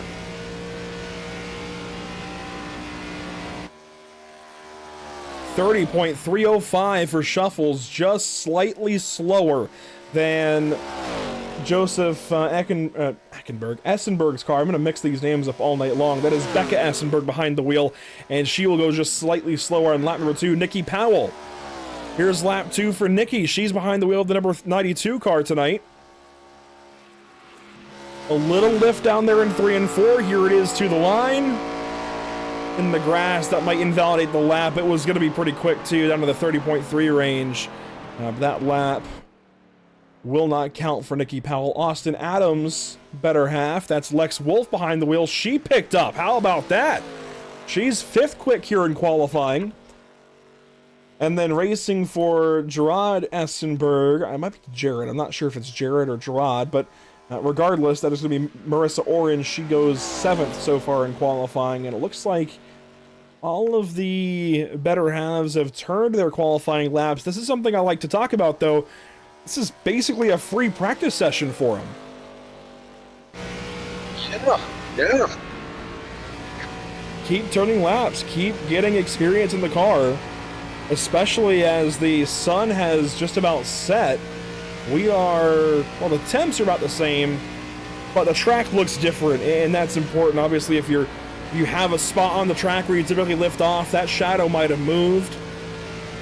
We shouldn't see too much braking in this race, but certainly lift points are still important. Everything just looks a little bit different with the sun a little bit farther down behind the horizon, behind the grandstands there in turns 1 and 2. As this qualifying session goes on into some extra laps, I do want to mention what we have upcoming here at Pitstop TV. We have broadcasts all the time, it seems like, and we do have Sunday off this week. Tomorrow morning, Art Milne is actually taking coverage from North Wilkes-Barre. Of course, it is Mother's Day tomorrow, so happy Mother's Day to those wives and girlfriends that are out there watching this evening. And therefore, as I have a son and therefore a fiance, it's Mother's Day. The smart play was for me to not broadcast tomorrow, basically. So we will not be, but we'll be back on Monday, May the 11th, at Dover Motor Speedway for the NORA Retro Cup Series. That'll be a lot of fun. Of course, Gen 3 NASCAR Cup cars around the Monster Mile is always a blast. Then Tuesday, these cars actually are back in action with the BRB Sundance Pro Series at Texas Motor Speedway. That's May 12th. And Wednesday, we've got 410 sprint cars back on track for the Dirt Sprint Car Championship Series. That is at Eldora this week. 410s are always a blast as well. That'll be exciting this coming Wednesday with the North American Racing League coming back over to Road America on Thursday evening with their amateur drivers for that finale. Elijah, we are getting into the night. The lights have come on. The sun has gone down. The better halves are behind the wheel. How excited are we for this one? Oh, man. Like I said earlier, super excited to see how the ladies can tackle this track.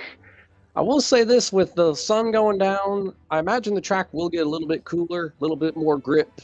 So they're going to be, again, they're just going to be ripping it around here. It should be a very fun race to watch. And I mean, under the lights, there's something about night racing.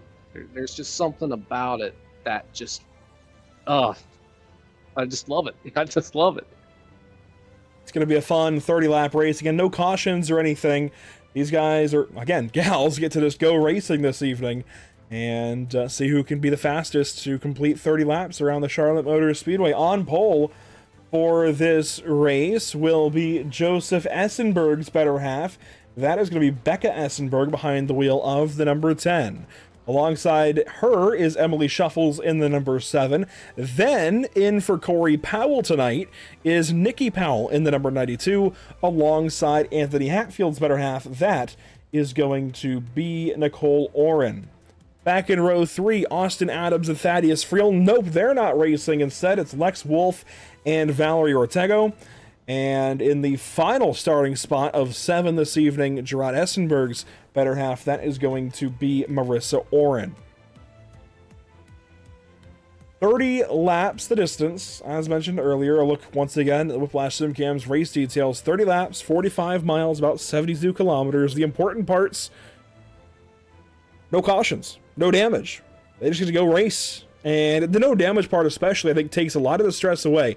They can hit the wall, they can hit each other, just keep going straight, complete 30 laps the fastest. That is the goal. And that takes a big pressure, I think, off of these gals. Yeah, it does. It definitely does. Especially, like I said, later in the runs, the tires do wear out eventually. So for them not to have to worry about tapping the wall and get damage. I would expect them to be a little bit braver because of that. Maybe do some more daring moves, but I mean, hey, I'll just add to it. I'll just add to it, and again, it should be a really good race to watch here. And Elijah, thanks for joining me for the broadcast this evening. I know Zach was planning to do this portion of the broadcast. He last minute got called over for admin duties, and you know what? Since you were going to be sitting this one out anyways, figured may as well. Let's bring Elijah in, see what he's got to say about this race. So again, thank you as well for sharing your story regarding breast cancer and just how impactful it can be on anyone, not just the patient going through it. So again, thank you for that. And here we go, 30 laps the distance again for these wives and girlfriends, these ladies about to go racing at Charlotte Motor Speedway. It's been a lot of fun already with just the Legends race and this practice and qualifying coverage for the ARCA cars, but it's time to go racing. Off of turn number 4, it will be Becca Essenberg leading us to the green flag. 30 laps, wives and girlfriends behind the wheel. Nikki Powell jumped a little bit early, and here we go, we're going racing.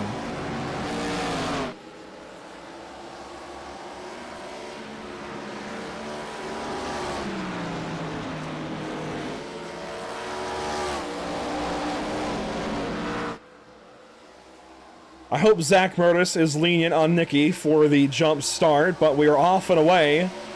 Turn number 3, and Becca Essenberg is clear of the number 7 of Emily Shuffles. Really, it just comes down to what's going to happen with that 92 out ahead, as crash in the back. The 31 up into the outside wall, Anthony Hatfield's car. The damage has fixed itself. They'll keep racing as Nikki Powell continues to lead. In for Anthony Hatfield, that was Nicole Oren in trouble in turns 3 and 4.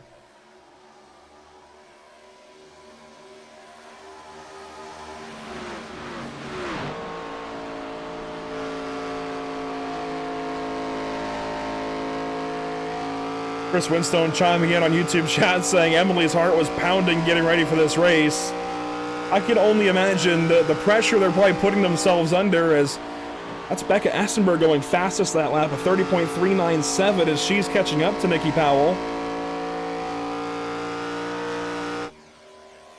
Could have a fight for the race lead here before too long. Other drivers in this race still, the 27, that is Lex Wolf behind the wheel. She's gotten away nicely in 4th spot. Valerie Ortego back here in the number 2. She is 5th. Anthony Hatfield, rather, that is going to be Nicole Oren.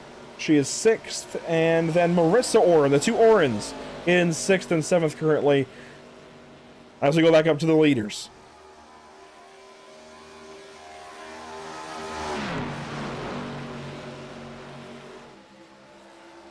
I guess, Elijah, if you could, now that we've seen a few laps of racing, if you could give them any advice, what would it be?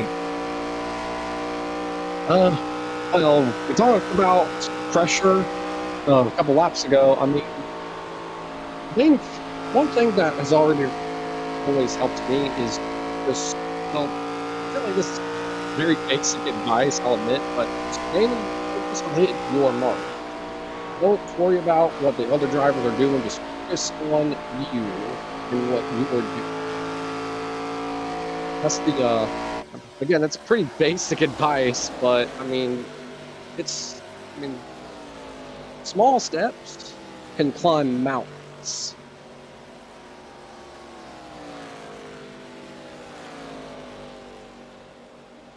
And so, these first small steps in this race have brought us here to lap number 6.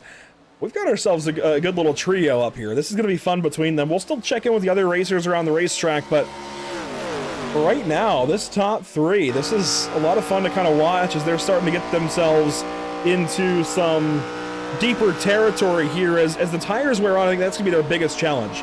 These 3 have clearly figured out just getting around the racetrack kind of on their own, even with some cars around them. So they've got that part down in a sense, but can they manage the tires? Can they keep the tires underneath them for 30 laps? Will they start to get tight? Will they start to get loose? That, I think, is the biggest question right now for these 3. Yeah, and another thing, too, is dirty air, while it might not be nearly as bad as, say, a cup car can be, that will play a factor. It will cause the cars to get a little bit tighter while they're racing in a little bit of a pack here. And that will just kind of cause the tires to shred a little bit more, too, because you have to nurse the car around. But I think once they kind of branch out a little bit, it'll be a little bit easier for them to just manage the tires.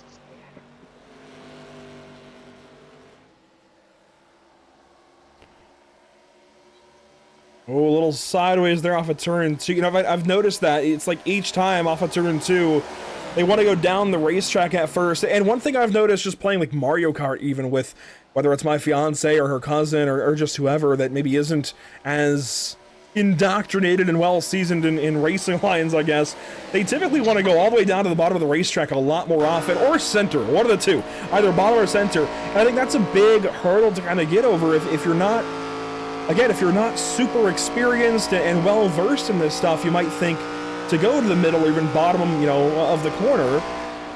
But no, you want to wash out. You want to use all the racetrack off of turn 2 and turn 4, go up to the wall, and then kind of ease back down on the front stretches. There goes Essenberg.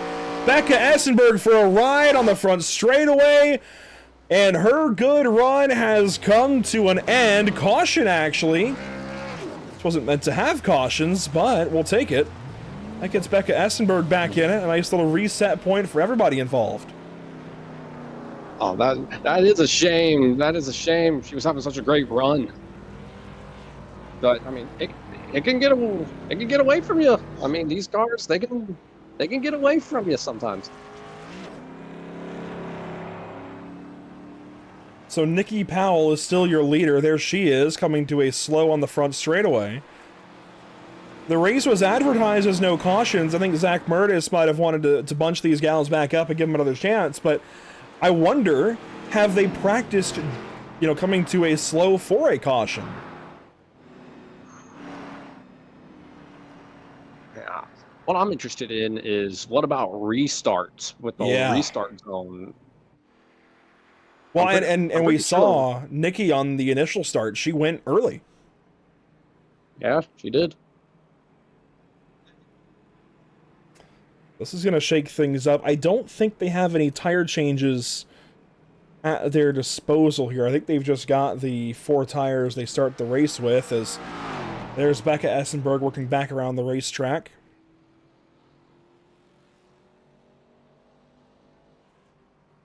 I wonder there's anybody we could reasonably talk to. I tell you what, Zach King, I know you're listening. If you can ask if Nikki would be willing to talk to us, we'll happily talk to her if she's able. Or I guess any of the men watching for their wives and girlfriends, if any of them want to talk to us, we'll happily do an interview or two here. I didn't think they had any tires, but we see a handful of them pitting here. I mean, I guess if you've got tires, go ahead and use them, but Emily Shuffles has stayed out along with Valerie Ortego. I didn't think they had tires. And that's the other question. Have they tried pitting at all? You see, I see. I'm rusty on the names. That was Lex Wolf. I knew it was something there. Lex Wolf came into a crawl into her boxes. They're all kind of trying to find the right way to get into the pits. Hey, it's part of it. And you know what? I think we take a lot of this stuff for granted. I've been on the sim for 10 years now. I've seen multiple iterations now of just the in-sim UI. I know all of the ins and outs. I know all of the nuances, but they might just be seeing iRacing for one of the first times today. They're not going to know everything to watch for and every little bit of the procedure and stuff, so absolutely no fault to them. Yeah, it's taken me a long time to figure it out too. Granted, I haven't been on the sim as long as you have. I don't even think I've been on iRacing for 5 years yet. And of course, we had the change with the UI too that kind of threw a wrench into everything too. But yeah, if you're new to iRacing and you're learning the UI, it can be a little bit difficult. And again, I'm still figuring it out.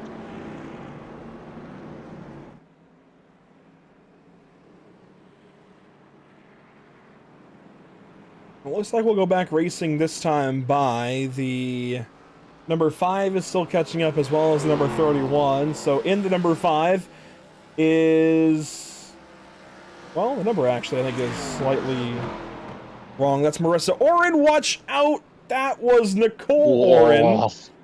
That was very, very close. The two Orens nearly making contact at the back of the field. Again, I wonder if anybody can give us the relation.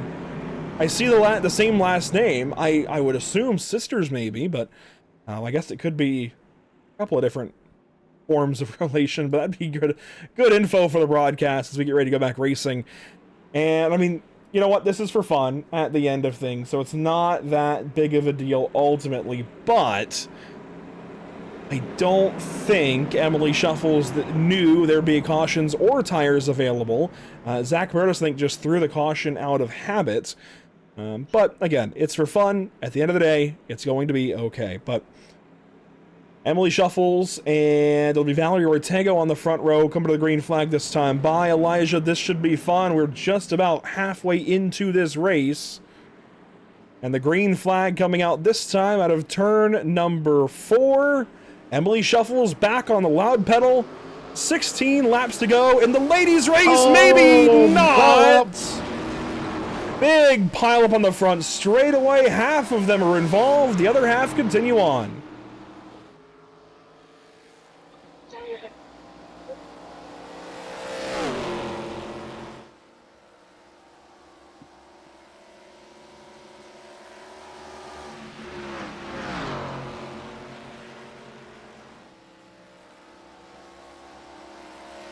And so Nikki Powell pulls away with the race lead. Emily Shuffles wondering what she has to do to get a caution and a new set of tires. Meanwhile, Valerie Ortego getting back going now in turn 1. She's going to go a lap down, unfortunately. And then the two Orens are throwing me off. This is going to be Marissa Oren back here with Becca Essenberg. And then Nicole Oren a little farther up the road.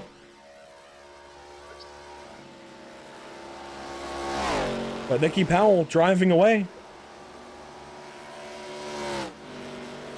And I've tried to get Kayla, my fiance, to do some racing like this, whether it's a better half race or what have you. One thing I've heard from her is that it doesn't make any, I guess, it messes with her, like, perception, I guess. And I wonder, I mean, Chris Winstone's out there. He runs VR, so he's got the headset and everything. I wonder if maybe it's the same for Emily, because she's running on her own rig today that she's got that doesn't use VR. Have you had anything like that, Elijah? I'm not sure if you run on monitors or VR, but... I mostly run on a monitor. I have tried VR sim rigs before. It is daunting. Oh, the 92 is wrecked. Oh, big one. Whoa. That's the leader, isn't it? It's the 2 liters. I was looking over at YouTube chat. That was a jump scare for me. I was looking at chat, and then suddenly there's massive contact. Oh my gosh, that was huge. Let's go back and get a look. Word. That was a jump scare. That was a jump scare. Oh my gosh, that was something else. So here we go. Here's the TV angle of whatever just happened. Oh my god. Oh. So glad damage is off. Wow. Oh my word. You know what? And this is exactly why we're here tonight, to just have some fun, laugh about it, and enjoy the racing that we're going to get. So, Thaddeus Friel's better half, this is Valerie Ortego. She was down to the grass having some trouble, and I think she might have come back on the racetrack here right as the leaders came by, so Nikki Powell had nowhere to go. Give it just a moment.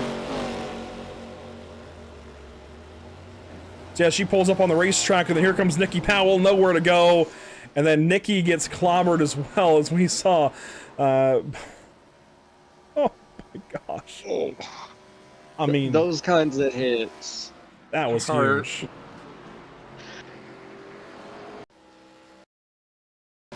Again, glad it's a simulator. Hopefully they don't have direct drive on their rigs, or that could be a hurt wrist or two, maybe a broken nail. Oh man. See, I joke about that, but I'll be honest, I've broken my own, and I don't have, you know, acrylics or anything. I don't have that. Like, I just have man nails, as you would expect. But I've chipped one on a sim rig wheel before. I joke, but it's happened. Yeah, I always wear sim racing gloves, so that's not really happened. I have almost hurt my wrist a few times though. So, oh man, that was a big hit. That one really was a big hit. And this will be a chance for everyone now to get some tires if they didn't before. So this is... I might have said too much about my nails. Oh gosh, YouTube chat is having a little too much fun. But Emily Shuffle's getting some tires in the race car. She'll head back out on the racing surface and give it another shot. We'll have just inside of 10 laps to go, as they're waiting for the iRacing.com safety car, I think, to catch up. So there is current race leader as she's scored. That is Austin Adams. I'm going to go with either girlfriend or wife, Lex Wolf. She is waiting on the field to come back around, I think, as Anthony Hatfield's better half, Nicole Oren, works around the speedway as well. There's a little bit of something going on, but you know what? What we did find out here, Elijah, is that Nicole Oren, who is in the 31, so this right here, this is Nicole Oren. She is sisters with Gerard Essenberg's better half. That is going to be Marissa Oren, and they have a third sister who has changed her name, and that is Becca Essenberg in the number 10. So the three of them are sisters, Nicole, Becca, and Marissa, and that's like a race in the race almost. That's like an extra level of raceception, I guess. Like good old-fashioned sibling rivalries, huh? There you go. That's exactly it. It looks like maybe the 27 got ahead of herself, so Lex Wolf allowing the field to catch back up. It looks like we'll try to get restarted this time by. As the field comes by to pass her, she'll find her spot in line here, and they'll give this one final try, I think, to the end, to sort out this better half race as a part of this All-American Racing Network Race for a Cause, brought to you by Ideal Canine Training LLC. While we have an extra caution lap here, let's talk about, again, how you can donate to the cause. Of course, we're raising money this evening in benefit of breast cancer awareness, specifically the Susan G. Komen Foundation.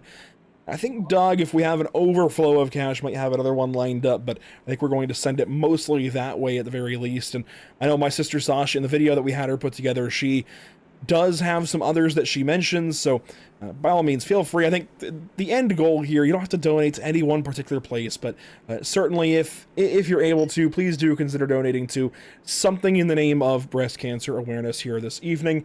And on the subject specifically of Ideal Canine Training, Doug did give me some info. That's Corey Powell, well, one of Corey Powell's businesses. He's got a couple things going on: Ideal Pest, Ideal Canine Training, and I think based on the logo we were given, I know it's not here in this graphic, but based on that logo, I'm going to guess that might be Nikki Powell's business that she runs.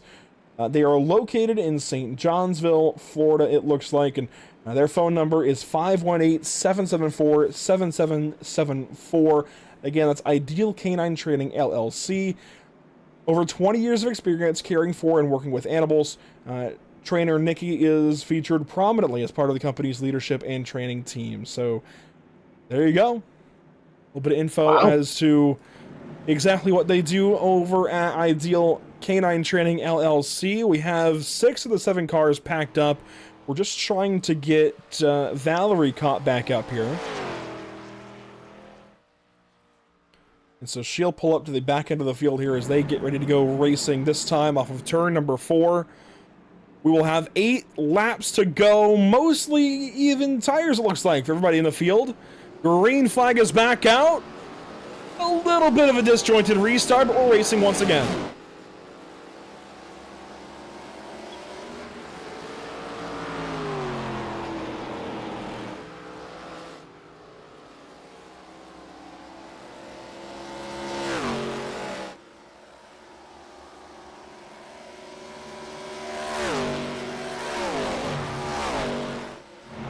And so Nikki Powell is pulling away. 7 laps to go for her now. Apparently, she can help train your dog, and she can help you train on iRacing. She's doing a fantastic job tonight. Yeah. They might have to get themselves a second rig over there in the Powell household and get her racing on Sunday mornings. And I guess is it Tuesday and Wednesday nights they have the other races and the other series? I mean, there's a lot going on these days in the AARN. There is a lot. I want to say that the O'Reilly Series races Monday nights, and the truck series is Wednesday night. There you go. There's a lot of racing happening within the server these days. I can't keep track of it all with everything we've got going on at Pit Stop TV, but there's racing all week long, it feels like, in the All-American Racing Network, and there's racing here for third. This is Nicole Oren on the outside of Becca Essenberg. They're sisters with the other Oren sister, Marissa, up ahead. They are second, third, and fourth, all racing each other. This is bragging rights. Oh no, Becca in the wall hard up the racetrack. Well, she might have just fallen out of the fight, but we've still got Gerard's better half, Marissa, along with, I believe that's Nicole Oren in the third spot. They still have a race here for second, and really it's first in their family. Like I said, sibling rivalry. Nikki Powell going fastest that lap. Emily Shuffles, I know she was very, very hopeful coming into this race. It's all kind of worked against her at this point, but she has been turning some fantastic laps. She is back in sixth, and I think she's got a future as well. I think Chris Winstone's done a fantastic job getting her up to speed, and I think her and Chris can work on this a little more and get her a little more up to speed, and I really do think she's got a future racing on the iRacing.com sim. She's going to have to keep that sub active a little bit more often and get a little more involved here. And you know what, Chris, maybe that's how you get a free night of racing out of it. Maybe you have her sign up to run NARL as well on Thursday evenings in GT3 cars. Even maybe once she's a little more acclimated, maybe she even joins the All-American Racing Network Cup Series. Who knows? But 2 laps to go this time by for Nikki Powell. And it does seem like she's kind of off to the races, Elijah, but that gives us this sister fight here for second. And sisters are different than brothers, I can tell you that.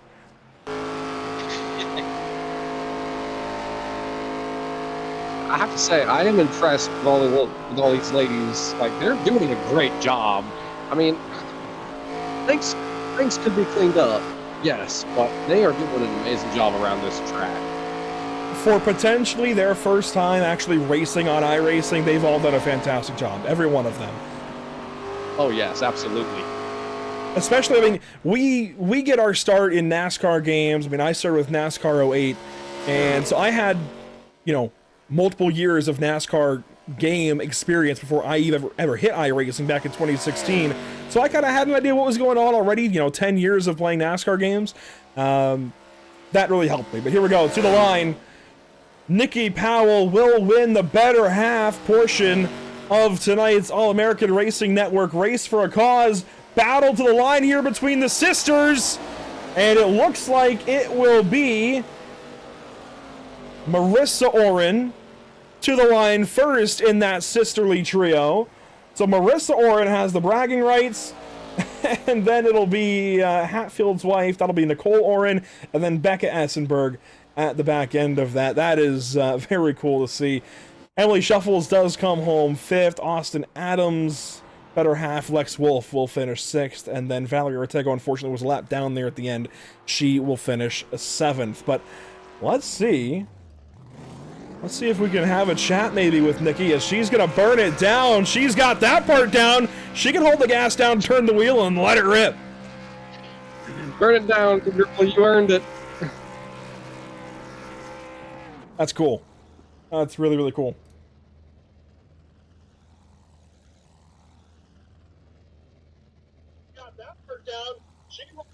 Let's see if we can dial her up. Zach King, I know you're out there listening. You let us know if we should go grab her for an interview here. Because I see you're in the channel with Corey and Nikki, so we'll wait on word there. But congratulations to Nikki Powell getting the win in this race. Let's go back and take a look at the unofficial race results before we close this one down. A big win for Nikki Powell this evening. And there's your full rundown. So Nikki Powell there in first. That was, I'm going to pull my list of names back out. That's going to be Marissa Oren in second. Third will go to, that's going to be Nicole Oren. And then I guess it would be Becca Oren, but really Becca Essenberg in the 4th spot. Emily Shuffles 5th.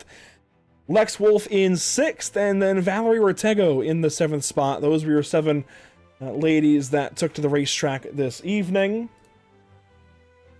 And let's go ahead and bring in Nikki Powell for a word after, I think, dominating this race. Nikki, congratulations.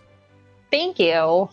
That was a fantastic race, and I think the biggest part to Elijah and I is just how warmed up you guys already were to the sim and to the procedures and such. Of course, the formation laps, the caution, the pitting even. How much practice did Corey put you through to get ready for this? I'm not going to lie. He's been yelling at me for 2 weeks practicing. Well, it all, I think, paid off this evening. Congratulations. I mean, that had to be fun to get out there, 7 of you gals just racing and experiencing iRacing for the first time. Is there maybe a future for you doing some more sim racing? Oh, gosh, I don't know. Maybe. He keeps pushing me to do it, so it's a possibility. We might need to get another ideal car on the racetrack. I think, Nikki, you might have to run a couple of races at the very least. Some of the maybe tracks that you're a little more, I guess, willing to do it first, the easier tracks, I guess, to start. But I don't know. I think you guys genuinely, I think all 7 of you did a fantastic job tonight. Was driver chat a little bit rowdy? No, actually, not really at all. Well, Nikki, again, congratulations. And what can you tell us about everything you do over at Ideal Canine Training? Pretty much, just work with all the dogs and everything. It's definitely a nonstop thing. So it just making time to set aside to practice with this. Like I said, Corey the hubby's been yelling at me, and thanks Zachary King for spotting because they've been great, honestly. That's some good people to have around you. Nikki, again, congratulations. And hey, hopefully we're talking to you again soon. Hopefully you get into some of these races a little more, get some more experience. And I think you might have some wins ahead of Corey coming up. I mean, I definitely got to give Corey a run for his money over here. Right. That's what I'm saying. You got to go show him what for. So, hey, congratulations again, Nikki. That was a lot of fun. Thank you so much. That's Nikki Powell with the wins tonight in the Better Half race for the All-American Racing Network Race for a Cause. So, congratulations to her. I think all the other ladies are hopping out of the rig, but hey, that was a lot of fun. That was really genuinely enjoyable. That was something we've not done before at Pit Stop TV as well, Elijah. So that was cool to kind of cross that one off the list. Again, I'm impressed. All 7 of them. I think if they keep practicing and try it out a bit more, I think they've all got a future. Might have to have a ladies series here in AARN. Would be cool to see. That would be cool to see. I want to say that idea was thrown around. I'm not entirely sure, but I mean, personally, I think that would be great. I think that'd be a lot of fun. Well, Elijah, again, thank you for your time. I know this is a very personal cause to you, and I know you're about to get behind the wheel of your NAS truck, if you will, but thanks for being here. Thanks for helping out tonight. It was a lot of fun to have you on, and hopefully we're talking to you at the end of 100 laps. Thank you for having me, Andrew. It truly was an honor, and I appreciate you letting me tell a little bit of my family's story with this. Again, all I can really say now is to encourage everyone to support those and their family that are affected by breast cancer. I mean, whether it be donating or, like we mentioned earlier, just helping them out physically. I mean, that, again, stuff like that, it seems small, but it goes so far. So again, all I can do is just encourage the viewers to go out there and help out those affected. And we'll listen to that message from my sister Sasha, who's now in the YouTube chat actually. Hello, Sasha. We'll listen to her video here in a second again, but please do consider donating to the cause if you can there. Of course, you can donate directly to the Susan G. Komen Foundation. There is a process you can go through with the league as well to kind of add to the league total. I think Doug wanted to get a total of all donations made in the name of AARN. That's why there's the PayPal set up, and then he'll just forward that straight over to the foundation. This has been a really cool experience. You know, I mentioned at the beginning of the show, we have a chance every once in a while to kind of do good with our platform here, and there's a couple of races, it seems like every year that we do. This is now one of them, and this is a really cool thing that's near and dear to me now, especially with my sister and my grandmother both battling and thankfully beating breast cancer. But again, that's just not the reality for all patients, and even if they do beat, unfortunately, there's always the chance of it coming back, and it's certainly always an ongoing battle, and not just for those who already have or have had breast cancer, but it is very important to be actively going to your primary care physician. I'm not trying to give medical advice, but go to your doctor, get that medical advice, make sure you stay up to date, make sure you get screened when it's necessary, make sure you're proactive about your health, because you really do not want to get behind in that kind of way. So again, there's some info there on the bottom of your screen. You can use the QR code, or you can, I meant to have it up the entire time. I think that's on me, but there's the donation QR code at the top right as well. Please do donate if you can. We'll step back aside and get ready for this truck race coming up. In the meantime, here's a word from my sister who has beaten breast cancer, Sasha.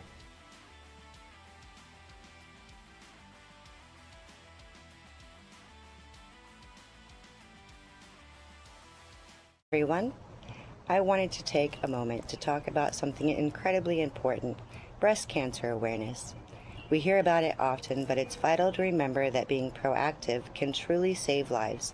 Please stay informed about your health and get checked whenever it is applicable for you. One thing that often doesn't get enough attention is how we support the families and loved ones of those battling this disease. When someone you care about is going through this, they aren't just fighting a medical battle. They're navigating an emotional and physical one as well. Showing up consistently, even just to listen without needing to find the perfect words. Support doesn't always have to be monetary. Just having someone to talk to can make a world of difference. Handling the small things like dropping off a meal, running an errand, or helping with housework can also be very helpful. Utilizing incredible resources, there are organizations like Wish Upon a Wedding, which grants weddings and vow renewals to individuals facing serious or terminal illnesses. You can learn more about them at wishuponawedding.org. Connecting with major foundations such as the Susan G. Komen Foundation, which provides patients with navigation, financial assistance, and a wealth of educational tools at komen.org. If you want to send something tangible, there are ways to order gift boxes specifically for those with cancer for free. Organizations like Luminaries offer free wellness kits tailored to survivors' needs at luminaries.life, and Lemons of Love provides personalized care packages to brighten a patient's day, which you can find at lemonsoflove.org. If you are wondering how you can help, you can support these research organizations, participate in local events, or even just share these resources with your community. No one should have to face this alone. Let's keep looking out for one another. Thank you for listening.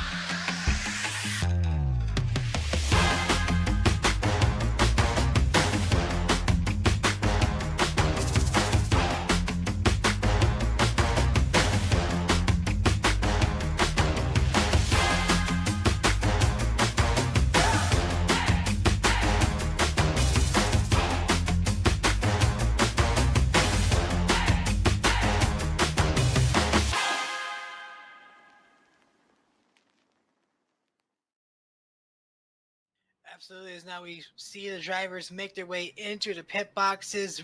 Dobbs, Robertson, Kinder, Barlow going to go all through four of them and take his place on the first pit stall. Wide bracket falling in behind.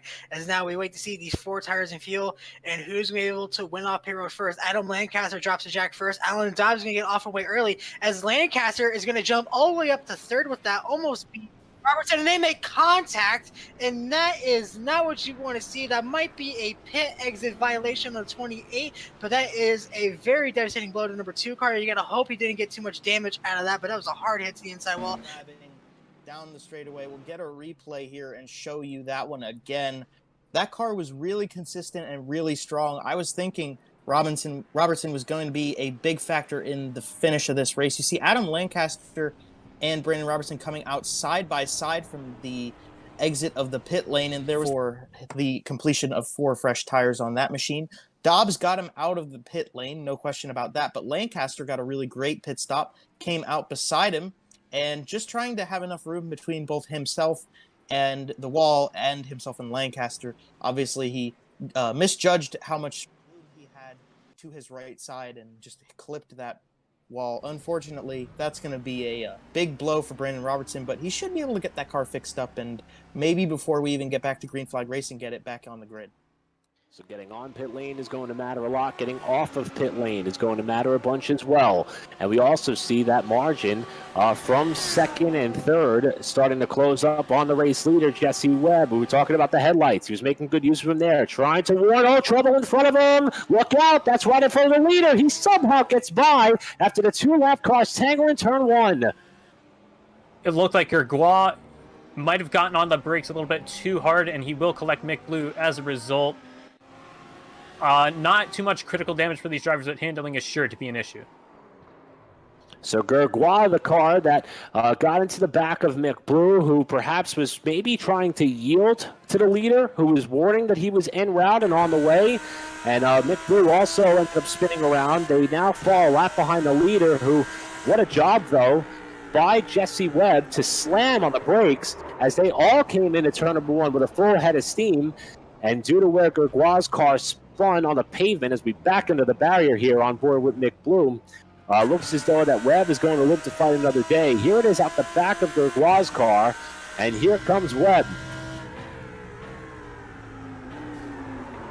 Deep down to turn number 1, just right into the back of Mick Blue, and there goes Webb, able to squeeze on by, and just like that, that is how quickly things can come undone for the front runners in lap traffic. 7 rather, and it ends up working for Bruno, but I'm not so sure that I would have done the same thing there into turn 1 like that, or turn 2 rather. Oh, Safeker's around! Okay. Oh, Chesnall had that big issue. Whoa! Hey, just punted him around. Luckily, he was able to get that thing fired up really quick. Yeah, that was Chesnall. That's what he is the reason this all happened. So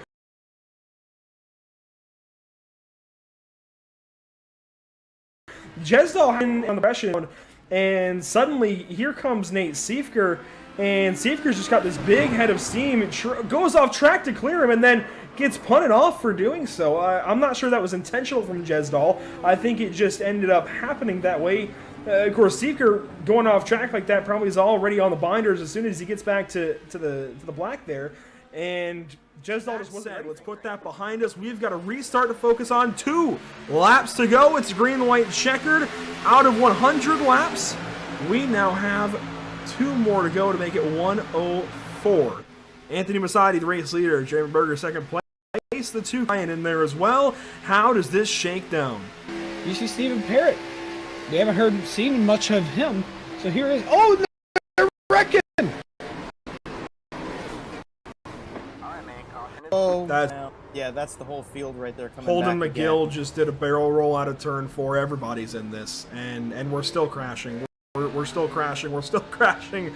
Oh my. Oh, we're still crashing up here. We're creating new crashes. Oh boy. Buddy in the field. We'll get a replay, and I don't know if you can pick out one single car to follow through this one, because this included most of the cars left in this race.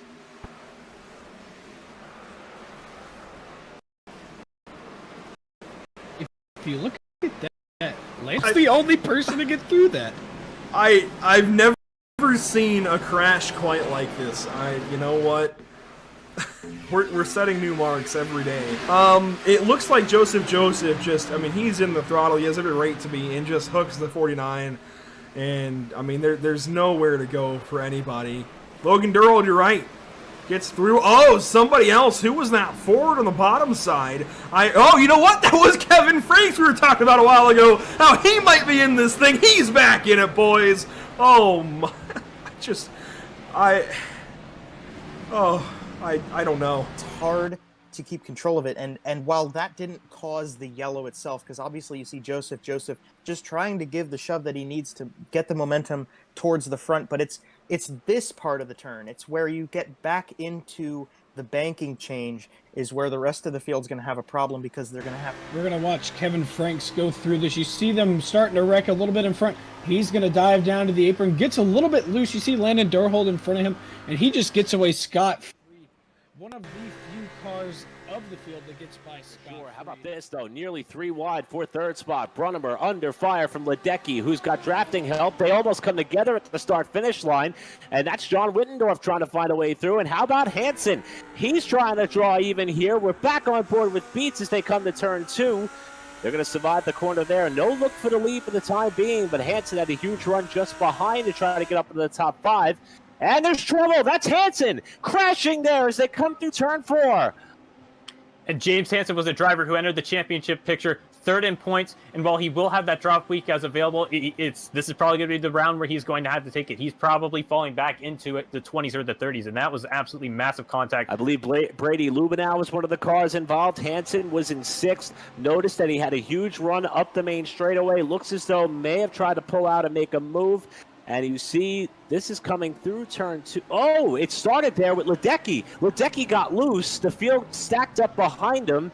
And by the time the accordion kind of got back to where Lubenow was running in company, Hansen was already sideways, and Lubenow ended up piling in. Yeah, unfortunate to just see so many early runners get collected. I used the word early already, but yeah, we're early into the running. You definitely don't want to fall out of the picture like this in the first 10 minutes or so of a 60-minute race. But I think just goes to show that these drivers were probably the most aggressive we've seen early in the race so far this season. And I think we're just seeing that Imola is offering a great combination of overtaking opportunities and places to catch back up. And it's still a very difficult circuit, even if it allows a lot of chances to get back up there to a driver ahead of you. On board with Hansen. There you see the contact there as he got in the back of Wittendorf. Ruderbusch then jacks up Hansen, sends him around, and then it's Lubenow with the big blow that gets Hansen up on his side. Driving there as they go into the corner. Vic trying to find a way through. Almost overcooked turn 5. He'll fall back in line there behind the car, in which he just lost the position to there in Lowry. And this race will continue on up in a 6th spot. While we have a quick look of the top 10, this will open up an opportunity for us to thank some of those on the series side who make this race possible. And take a look at the driver who is currently running in 10th spot. That's Sarah Rabb, +6 on this race as the battle for position continues on. But there's Sarah, been able to keep her nose clean. We mentioned the impressive end. And just as we were talking about Sarah Rabb, she's going to lose it on the power off the corner. She'll now back up out of harm's way, and Sarah Rabb is going to get it right, and she will lose that top 10 starting position. And I believe I owe Sarah Rabb an apology for the jinx here. I was just about to talk about the fact that she has thrown her name on as a series sponsor and supporter.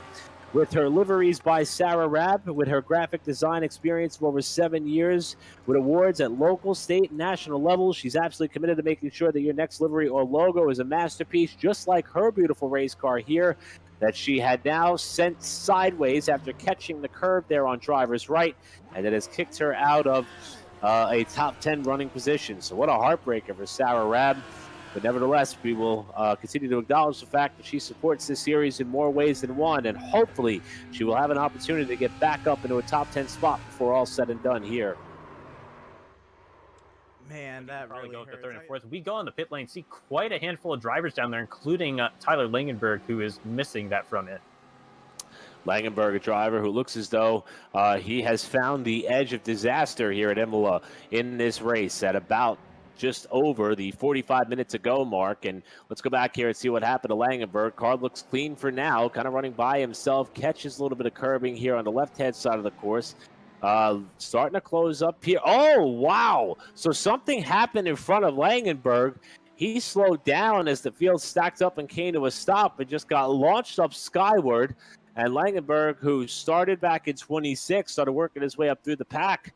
Now in the pit lane with a car which, not sure they may be able to get that repaired and back out. So far, he's still in the session, but that was bizarre.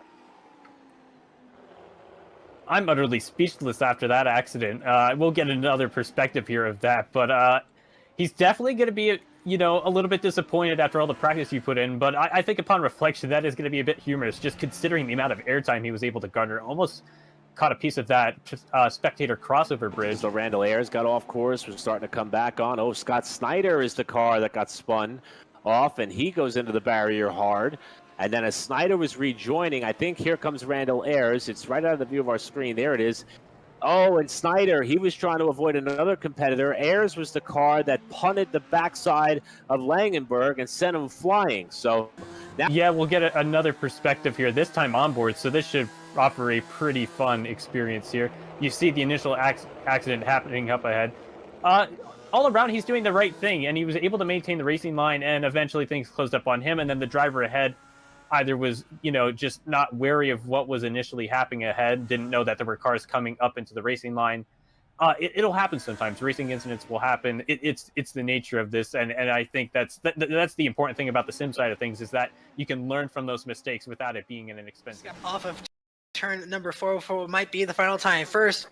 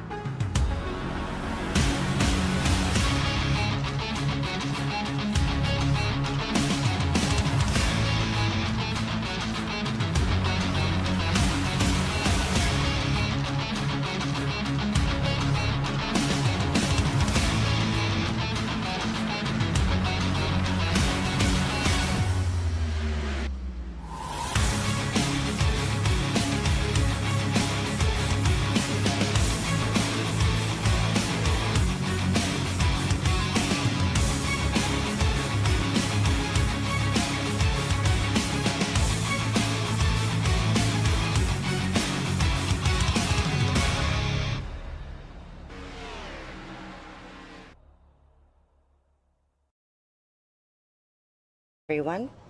I wanted to take a moment to talk about something incredibly important: breast cancer awareness. We hear about it often, but it's vital to remember that being proactive can truly save lives. Please stay informed about your health and get checked whenever it is applicable for you. One thing that often doesn't get enough attention is how we support the families and loved ones of those battling this disease. When someone you care about is going through this, they aren't just fighting a medical battle, they're navigating an emotional and physical one as well. Showing up consistently, even just to listen without needing to find the perfect words. Support doesn't always have to be monetary. Just having someone to talk to can make a world of difference. Handling the small things like dropping off a meal, running an errand, or helping with housework can also be very helpful. Utilizing incredible resources, there are organizations like Wish Upon a Wedding, which grants weddings and vow renewals to individuals facing serious or terminal illnesses. You can learn more about them at wishuponawedding.org. Connecting with major foundations such as the Susan G. Komen Foundation, which provides patients with navigation, financial assistance, and a wealth of educational tools at komen.org. If you want to send something tangible, there are ways to order gift boxes specifically for those with cancer for free. Organizations like Luminaries offer free wellness kits tailored to survivors' needs at luminaries.life, and Lemons of Love provides personalized care packages to brighten a patient's day, which you can find at lemonsoflove.org. If you are wondering how you can help, you can support these research organizations, participate in local events, or even just share these resources with your community. No one should have to face this alone. Let's keep looking out for one another. Thank you for listening.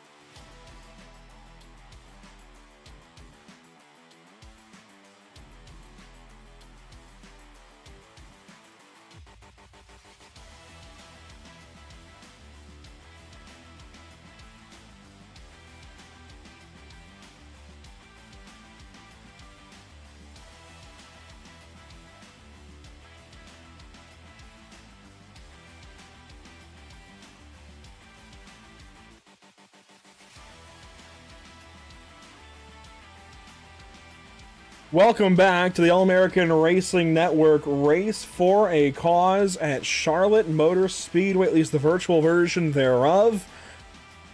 Boy, we have finally made it to the main event this evening, just about 7.5 minutes away from qualifying beginning here at Charlotte Motor Speedway. And while the practice session is technically still in the light, let's go ahead and flip the switch.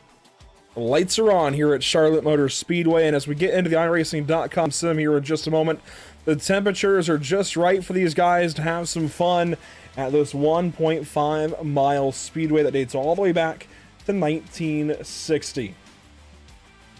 Taking a look at this evening's track map for the Charlotte Motor Speedway, there you go. It is the classic quad oval configuration that we know and love here at Charlotte Motor Speedway, America's home for racing. We saw the Legends race on the quarter mile a little while ago. Here we go. We're going big time speedway racing this evening. It's going to be a whole lot of fun. And it's been a whole lot of fun. The Legends race to get started, the ARCA race with the ladies behind the wheel, and now we're going racing properly in some NASCAR trucks. I am excited to speak on the subject of these NASCAR Craftsman trucks. Here we go. We've got the Chevrolet, the Ford, the Toyota, and the Ram available for these drivers to use. Myself, I'm partial to the Dodge Ram, but I haven't seen any on the racetrack yet. We'll take a look in a moment and see if we can find any out there. But there you go. You see the 650 plus horsepower Ilmore pushrod V8 engine.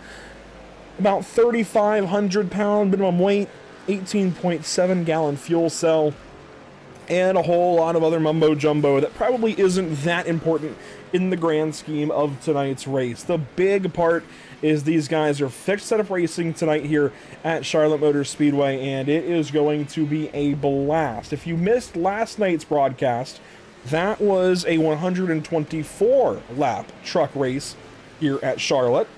Very similar to what we're about to see here this evening. Jordan White went to victory lane in that one, and he is here tonight to go for it in the All-American Racing Network Race for a Cause here at Charlotte. So he's already warmed up. It was Jordan White to the line first last night, followed by Zach Murtis. We'll see if maybe they can reverse it or who can spoil things for those two. Of course, this is an event being run in benefit of breast cancer awareness and some funds there with it. So you can donate to the Susan G. Komen Foundation directly. You can also donate through this graphic here. You can scan the QR code, or there is a link out in YouTube chat that you can follow straight to the league PayPal. I believe Doug's goal there is to just get one solid number to see how much was truly raised through the All-American Racing Network Race for a Cause this evening. We have what looks to be 17 drivers set to go this evening at Charlotte Motor Speedway, so we'll leave the donation info there on the bottom of your screen as we get ready to check around some of the paint schemes and such on the racetrack. There is Zach Murtis in the number 02. How about Zach King out there in the number 1? Jordan White, he is in a Toyota. There he is out of Jamaica. Chris Romano in his number 44. Thaddeus Friel Jr. is out there in a Ford F-150. Elijah Maupin there in the number 66 at a Ford. Chris Winstone also in a Ford. You can just see him there at the number 37.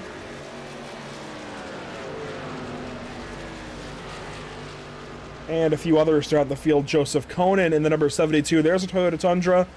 Jason Thomas in a Ford F-150. Lucas Bray out there in a Chevrolet Silverado. No number on that truck, but he's scored as the number 57. Joseph Essenberg out there in a Ford. Corey Powell in a Ford, the number 92. His wife just won a few moments ago. There's Greg Van Nice in the Chevrolet Silverado. Jared Essenberg in the Oatmeal Cream Pie, number 15. That's a Chevrolet. Austin Adams in a Chevy. Isaac Michael in a Ford. And finally, Anthony Hatfield. There are no Dodge Ram, or well, I guess Stellantis Rams, to be found in this field. But Zach Murtis fastest in the session. 17 drivers about to go racing. 100 laps. Going to be a bunch of fun here at Charlotte Motor Speedway. Before we get too far into this, I want to give a big thank you, of course, to our partners, not just with this event, but also with the channel here this evening. Let's go ahead and go through them, of course. A big thank you. Here we go. to obviously the All-American Racing Network for having us here this evening. Ideal Canine Training as well for having us here tonight. How about also Whiplash Racing League? That was a big fun thing we did earlier with the Legends race just a little while ago. That was exciting. Had a bunch of fun in that 50 lapper. I think that was a fantastic way to start the evening off. Some legend car racing here on the front straight at Charlotte Motor Speedway. And a big thank you as well to our partners here at the channel: Whiplash SimCams, MXWraps.com, ATVO, Murda's Esports, CC's Business, North American Racing League, Whiplash Creative, and TZO Designs. If you're a fan of the All-American Racing Network Cup Series on Sunday mornings, they go racing tomorrow morning at North Wilkesboro Speedway. Don't miss this chance to get in on the action. Let me find the right graphic here. There it is. No, there it is. We have 3 different ones. The All-American Racing Network does have a fantasy game, thanks to Whiplash Fantasy and Whiplash Creative, bringing that fantasy game to Pitstop TV. We have this as well for the Nora Retro Cup Series on Mondays and the BRB Sundance Pro Series on Tuesdays. But you can get in on the fun and join the Pitstop TV Discord using that link at the bottom of your screen. That will take you into the Pitstop TV Discord, where you can pick some drivers. There's no money involved. It's free to play, completely free to play. There are some awards that will be handed out at the end of the season, and it should be a bunch of fun. A couple of moments remaining here in practice for the trucks on the racetrack now. The Whiplash SimCams race details look like this. We'll revisit these shortly before these guys go racing tonight, but 100 laps, 150 miles, about 241 kilometers here tonight. Unlimited change sets, 80% fuel, cautions do not count, 3 green-white checkers, fixed setup with 3 fast fixes, and we do have stages. We'll have a stage end at the completion of lap 30 and again at the completion of lap 75. Weather conditions brought to you by MX Wraps. Here they are: 72 in the air, 72 on track. That's nice to remember. Easy does it. And Zach King has just gone fastest in practice. There he is in the number 1. He won here on, I believe it was Wednesday night, in the All-American Racing Network Truck Series at Charlotte Motor Speedway. There was definitely some controversy behind that, but he was first to the checkered flag. He won that race, and therefore he's one to watch. Also, Jordan White winning here last night in the Steering Wheel Nation Truck Series on Pitstop TV less than 24 hours ago. So we're certainly watching for the number 83, as there's a bit of a practice crash at the end of the session here. Drivers will reset and get ready here for qualifying. We should go a little bit deeper into the night with the lights really coming on and shining here for these drivers this evening. The temps should drop a little bit as well, and there you go. The sunset has advanced a little bit. We're later at night, much darker on the racetrack as qualifying gets ready to get going here from Charlotte Motor Speedway. First on the racetrack, how about Chris Winstone, it looks like, in truck number 37. Let's ride on board here for a moment.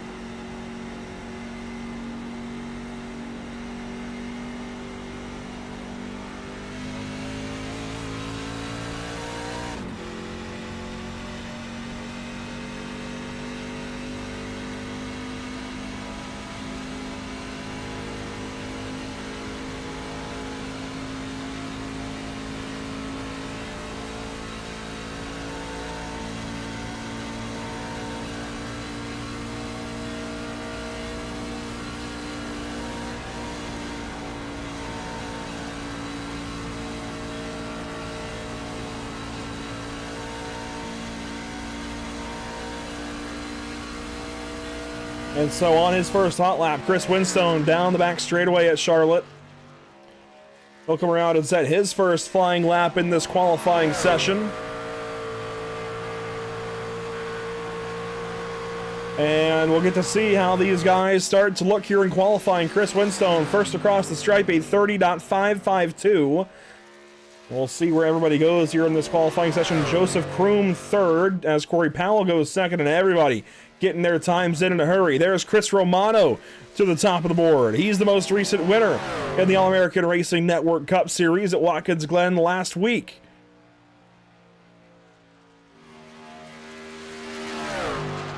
Winstone back to the line. Let's see if he goes faster. 30.328. Not quite fast enough for pole at the moment. Here's Zach Murtis in the number 02.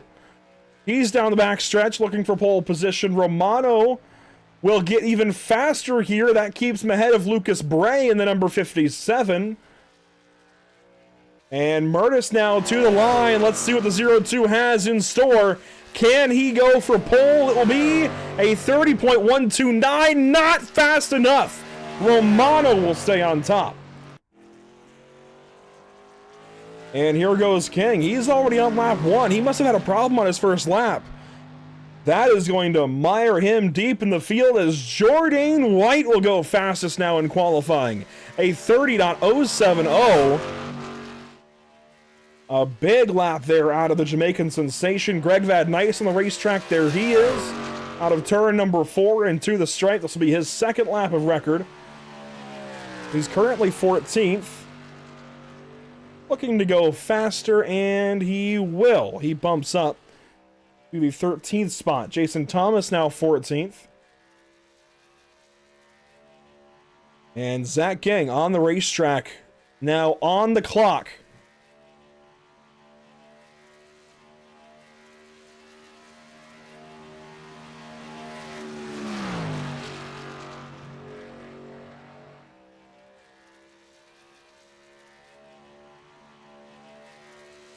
And to the stripe, Zach King. Let's see what he can do here in qualifying. 30.318. Yeah, I mean, not having that first lap to get really up to speed, that's always going to hurt you. So, 6th place for King. Not quite the qualifying run he wanted to have. But it's still a top 10 start in nearly 20 truck field. That's not too bad in the grand scheme of things. So, his qualifying run will come to a close. Elijah Malcolm there in the 9th spot. Jason Thomas here in 13th. He's down through the grass. It looks like we might even have one final entry. Actually, these guys must have gotten 3 laps because King just went to 2nd. Did not know it was a 3-lap qualifying session. That is huge for driver number 1 from 6th up to 2nd on the qualifying sheet. That is big. So a buzzer beater lap time that we didn't expect out of Zach King. That will put him up on the front row, it looks like. We might have a final entry here, but if he's able to join, he will not be taking a qualifying lap, it looks like. So this is, for now, our field of, let's see, 17. Maybe an 18th on the way. Once again, thanks for watching here at Pit Stop TV this evening. It's a pleasure as always. We invite you to follow along with everything in Pit Stop TV at the social links on your screen. Jordan White has been very excited, emphatic about getting our social media game back up to par, so expect that here soon. Hashtag soon. We've got a video slated for the morning, actually, from last week's All-American Racing Network race at Watkins Glen. Just checking in that 18th spot, Grayson Greaves will make the field, so let's go ahead and meet our starting grid for 100 laps here at Charlotte Motor Speedway, the feature event for the All-American Racing Network Race for a Cause, brought to you by Ideal Canine Training, LLC. On pole this evening, Jordan White, the Jamaican sensation. He won last night here at a truck on Pit Stop TV. Can he go back-to-back? The pressure is on. Driver number 83 as Zach King gets ready to go racing from 2nd spot. Starting 3rd this evening, Chris Romano in a Chevrolet. Another Chevrolet over his right shoulder. That's Lucas Bray.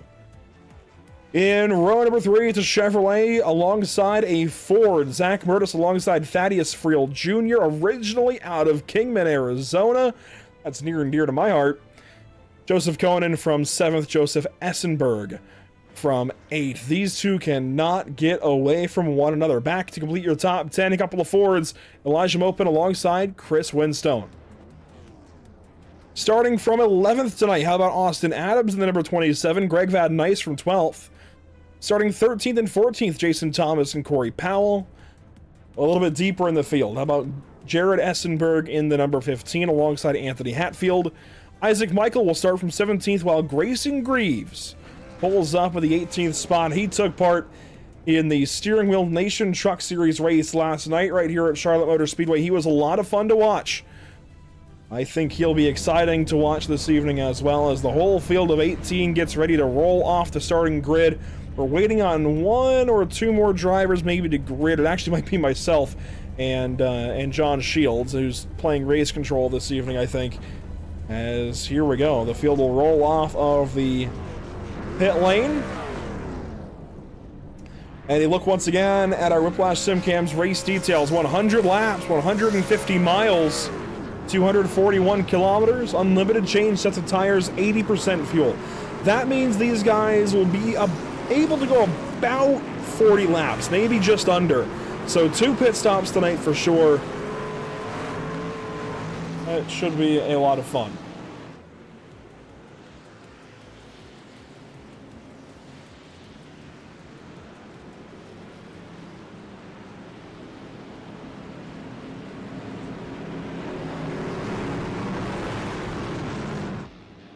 A quick look at your MX Wraps weather conditions. 72 degrees in the air still. That has not changed. Let's do like we did in that Legends race. Let's go through some of the onboard cameras. Here is Grayson Greaves. Look at the whole field ahead of him. Meanwhile, Jordan White on the other side gets to look back at everybody here on the grid. Towards the midfield, we've got this camera riding on board with Jason Thomas, just over his right shoulder. How about looking back from Greg Van Nice's perspective? How about for Joseph Essenberg inside the helmet? For Zach Murtis over the right side of the dash. And for Chris Romano looking over the trunk. Of course, these cameras available on all trucks this evening. But here we go. I just said the trunk. That's the bed. I know it. Here we go. Green flag racing. 100 laps. Charlotte Motor Speedway. The All-American Racing Network Race for a Cause goes green at Charlotte.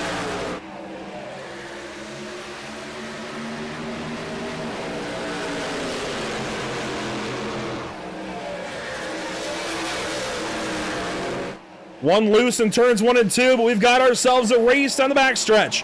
Jordan White, Zach King, that's your front row to turn 3.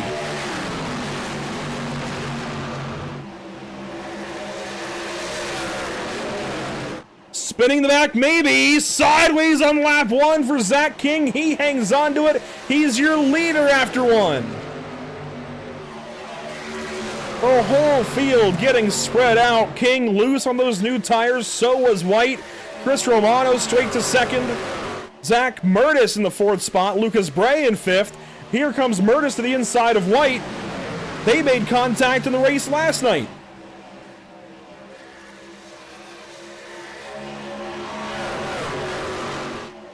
Zach King, Chris Romano, rinse repeat from Watkins Glen last Sunday. These two were out front a lot in that race.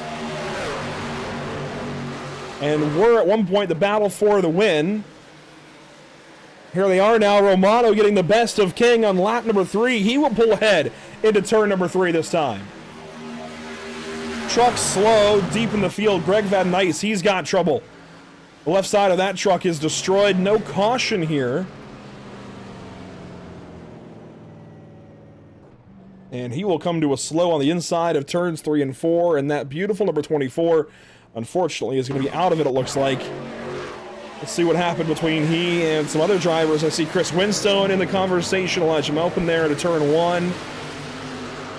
And the game changer, number 24, ends up out of the race on lap 3. Here's the incident off of turn 2. He just got up into Elijah and boom, takes a hit there to the inside wall, and that's it. Thankfully, everybody missed it. Here's the onboard look for Greg Van Nice. And then we'll come back to some live picture. He was racing right here off the corner with Elijah Mopin, and just some contact, boom, big hit to the inside wall. Thankfully, Elijah was able to continue on. He did get some damage. That's something that can't be fixed over the course of this race. And so back to the front, Chris Romano still leading. There's our first caution. Corey Powell in trouble, along with Isaac Michael and another. That's Jason Thomas in it.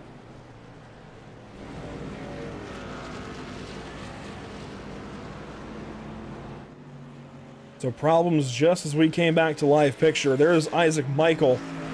That truck is not driving right at all. We're going to look back at the replay then. This is about a lap prior. I think it may have started with Powell, who was up the road here. There he is on the outside of the 72. There's two number 92s in the field tonight. Powell is scored, though, as the number 7.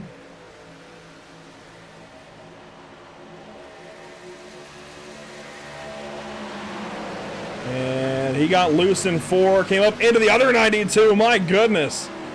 Big hits there all around for those drivers. Corey Powell just having some trouble in this truck early here at Charlotte. I don't know if he runs the truck series here at the All-American Racing Network, but the truck is a different beast versus the Cup car. I don't know which is harder right now, but it certainly takes a different kind of technique, and man, that was a big hit for those guys on the outside of turn number 4. And the other 92, Anthony Hatfield, the Sabrina Carpenter special, involved in this.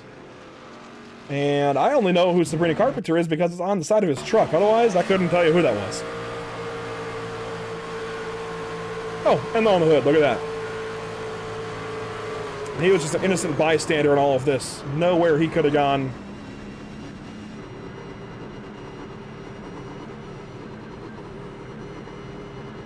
And so your two 92s involved in the same incident here under this caution. Pit stops underway. These caution laps will not count. That's important to note. Caution laps will not count tonight. And so, see who the new race leader is. Going to be Chris Romano still. No pit stops up here for the leaders. I'm a little bit surprised by that.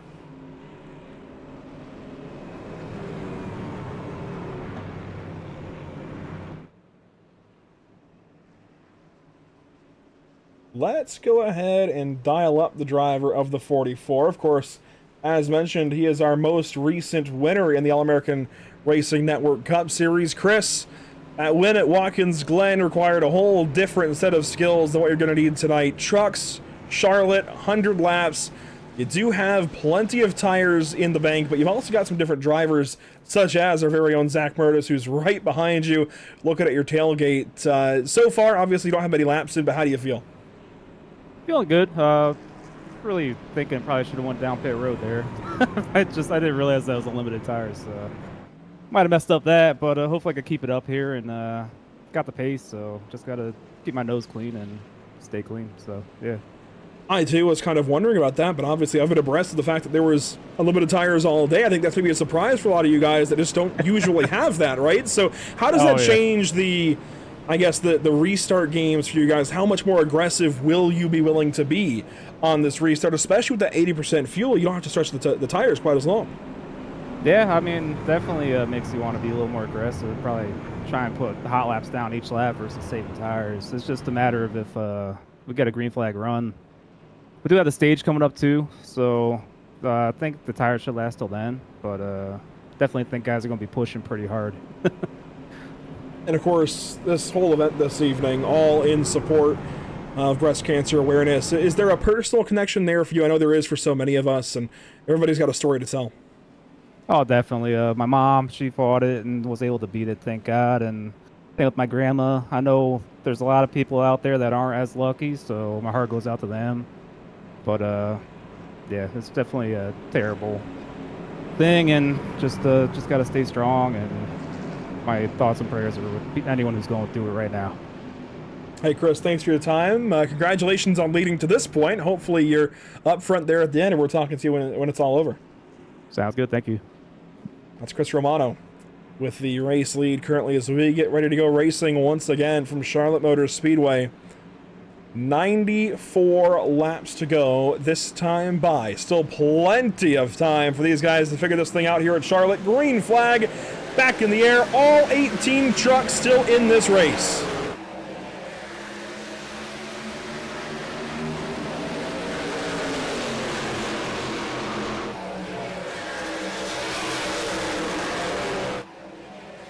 Romano hanging on to the lead. Couple of cars squarely out of turn 2. Essenberg down low.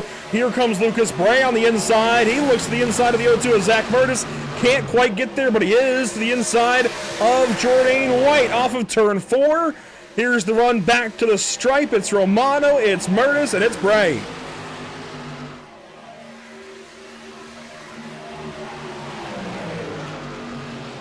And now Romano goes up high through 1 and 2. That gives the lead momentarily to Zach Murtis, and he might have had it at time of caution. Another caution here early. Zach King in trouble. The number 1 has got problems in turn 2.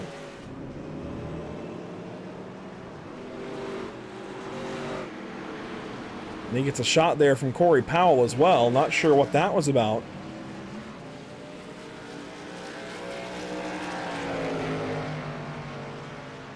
Oh, boy.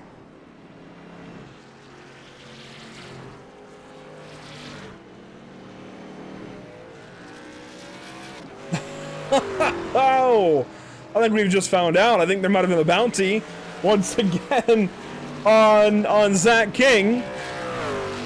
And so we get another early caution. And I think Zach King is going to be giving up some more of his money here to the cause. He had Grayson Greaves on his back bumper, and Grayson was more than willing to send him off into turn 1. Oh boy, and that took Winstone, that took the 10 of Essenberg as well, the 98 of Friel.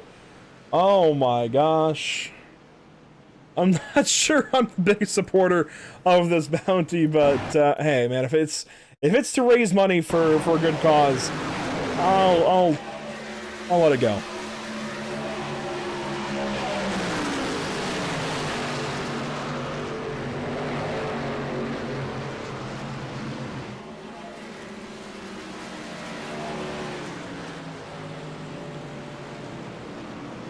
Handful of guys involved in all of this. The number 24 of Isaac Michael just barely gets by. I do hate it for Chris Winstone, I will say that, because he was innocent in all of this, and he ends up getting a bunch of damage. And he's not the only one. I hate it as well for Friel and a couple of those other guys that got damage in all of this. Here's Grayson Greaves' point of view. He ends up shipping the number 1. And that's what sparks all of this. There you see the number 1 back across the racetrack. I want to see that viewpoint from Thaddeus here briefly.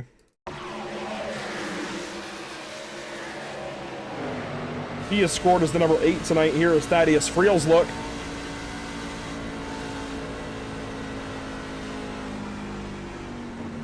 Trying to get down, down, down. Couldn't miss it.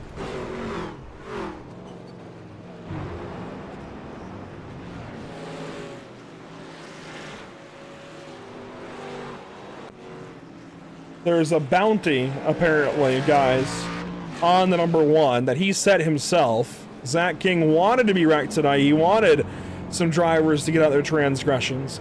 And in return, he is putting up some extra money for charity. So again, it's a caution, sure, and it impacts these guys' races, but they do have 3 fast fixes. So, and you know what? This is all a fun race anyways, just in benefit of breast cancer awareness this evening. So it's all in good fun as Austin Adams will take over the race lead here on lap number 8. Of course, caution laps do not count, so this is taking a little bit longer to get through here in the beginning.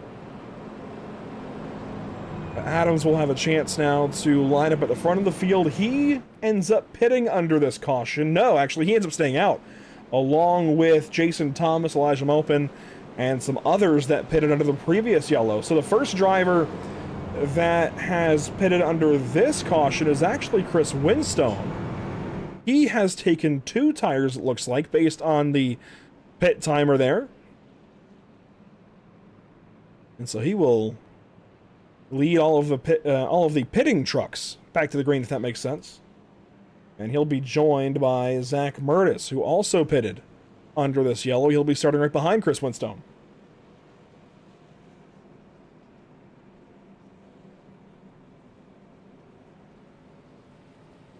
There's Shuffles back out in the YouTube chat. We gotta get you into some of these NARL races and stuff with Chris. Maybe even some of the AARN races. Who knows? We gotta get you ladies a little more involved here in the sim here soon. But hey, we've got all 18 trucks still on the racetrack, including Greg Van Nice, who is rounding turn 2 currently, trying to catch back up. He is 2 laps down currently, but has plenty of chances still to get back in this race later on. Here we go, to the restart zone. Let's watch this one from the fan cam, shall we? Austin Adams leading us to the green. 8 laps complete this time by 92 to go.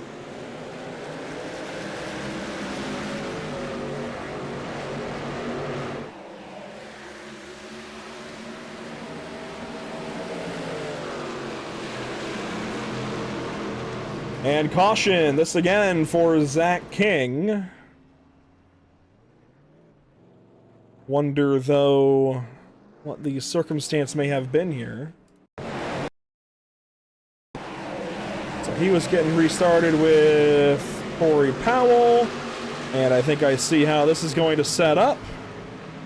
Sure enough, Corey Powell taking the bounty.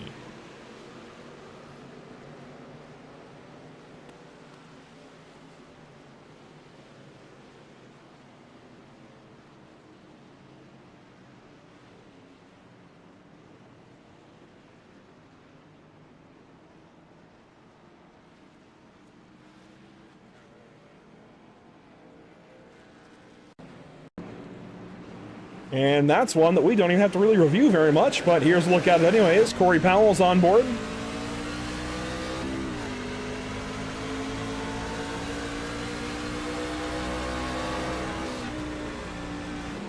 And so there you go. Zach King crashed out again in the name of charity. And you know who this actually helps to get back in the race? As much as it may not be a welcomed sight for most of these drivers to have another caution, is actually Greg Van Nice. He's got an opportunity under this yellow to get a lap back. And so hopefully he's able to do exactly that and get back on at least 1 lap down or on the lead lap even during this caution. Looking through who has pulled up in the YouTube or the Discord channels. Let's bring in somebody I just don't know this name yet. I mean, this is a guy I've not seen before. So, Lucas Bray, we see out there in the unnumbered Piggly Wiggly Chevrolet, but scored as number 57. You've been up front here at the beginning of this race. What's it been like so far? I know we haven't gotten very far under green, but what can you tell us? The track temp's down, so the truck's got a lot of grip.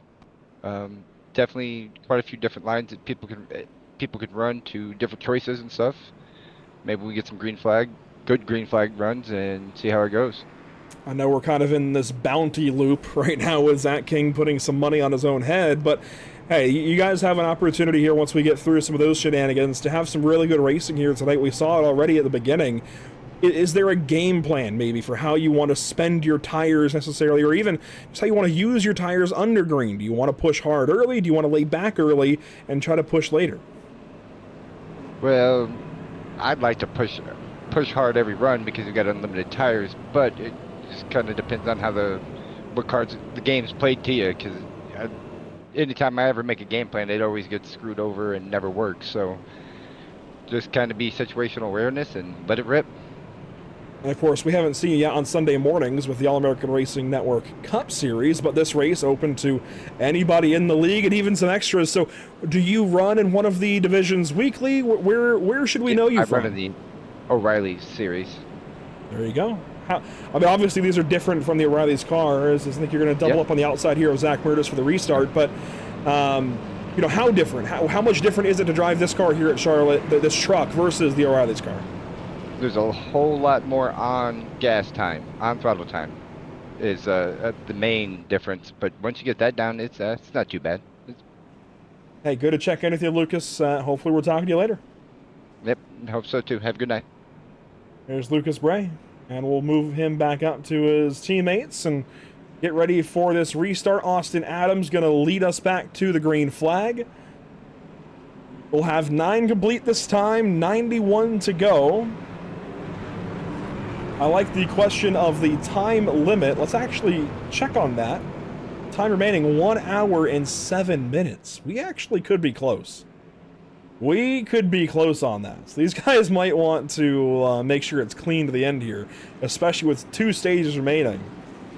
We might be in a race on the time limit here, but let's see what we've got for this restart. Austin Adams leading us back. Elijah Mopin on his outside. Green flag back in the air here at Charlotte Motor Speedway.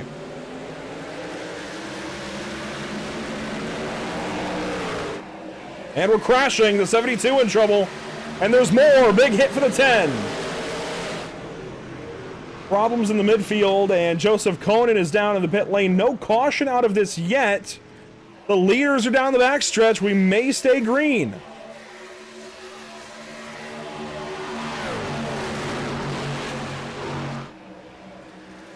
Elijah Mopin from the broadcast booth for the ARCA race with the ladies behind the wheel. Now to the race lead on lap number 10. He opened up about how difficult it was when his mother went through breast cancer and unfortunately lost her to that battle.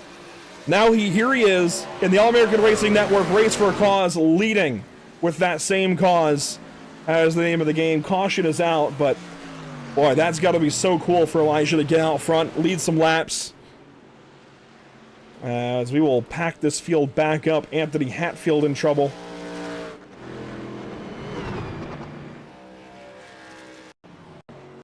Of course, we saw some of the incident there on the restart. Let's see what happened here with the 92, the 72, the 10.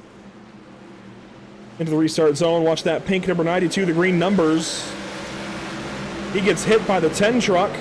That sends him into the 72, and then watch out right there. Boom.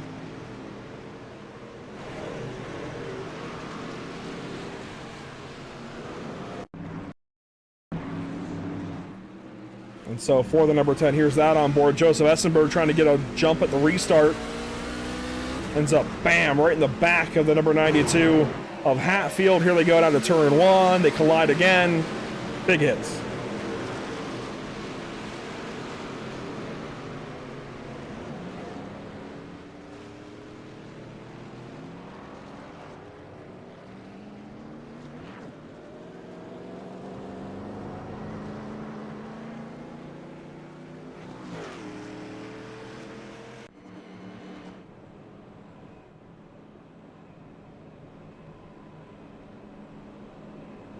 So some restart troubles there for some of the guys in the midfield. And you know what this does again is gives Greg Van Nice an opportunity to get back in this race. So I know the cautions are not ideal for any of us. However, it just might help this guy get back in the race as Zach King is back down the pit lane. And he is not alone. He's got Jordan White in the pits, Jared Essenberg in the pits. And it looks like Conan and... the 12 is going to be, names are jumping around for me. That's going to be Justin Thomas, I think. Jason Thomas, rather, in the pit lane. And there's some damage there for Jordan White. He's got a bunch of front-end damage.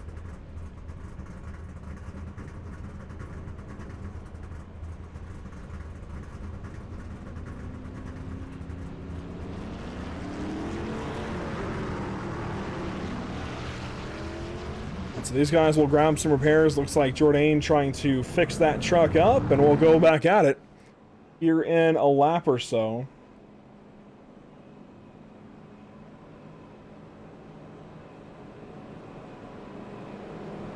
Let's see if we can dial up the driver of the number 98.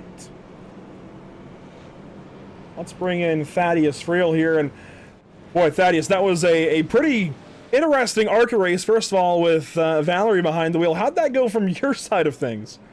Oh, it was great. I was coaching her. She was having a good time. I was in the living room watching it on the TV, and she was laughing about it. It was a pretty fun race.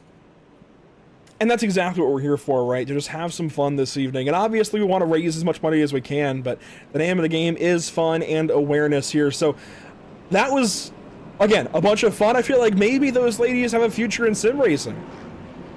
Oh yeah, most definitely. I mean, I think you do one race and you catch the bug, so you might have to start seeing her in other races too. And of course, this truck race off to a slow start with the bounty on the 1 and maybe taking that a little farther than intended, and a couple of extra cautions here. But once you guys get racing tonight, these trucks do put on a show here at this racetrack in particular. How much experience do you have in the trucks here? I have a lot of experience on the trucks. The issue that I've run into lately is a lot of aero differences with the update on the aero package for the trucks. So that's going to be interesting to see. It's especially a big deal at a 1.5 miles. So it'd be cool to see how that runs. Well, hey, congratulations on making it this far without at least being in one of the replays that we've had. I think we've had 4 already. Hopefully we're talking to you later, Thaddeus. It's been a lot of fun so far tonight already. Absolutely. Thank you, man. There's Thaddeus Field Jr., the number 98. We are about to go back racing in just a couple of moments. Elijah Maupin now going to lead us to the green flag. Chris Romano over his right shoulder. Austin Adams, Lucas Bray, Zach Murtis, your top 5. And here we go. Let's try this one from the fan cam again. Give it a shot at the very least. Into the restart zone at the virtual Charlotte Motors Speedway. Everybody back on the lead lap except for that Joseph Essenberg truck. Green flag.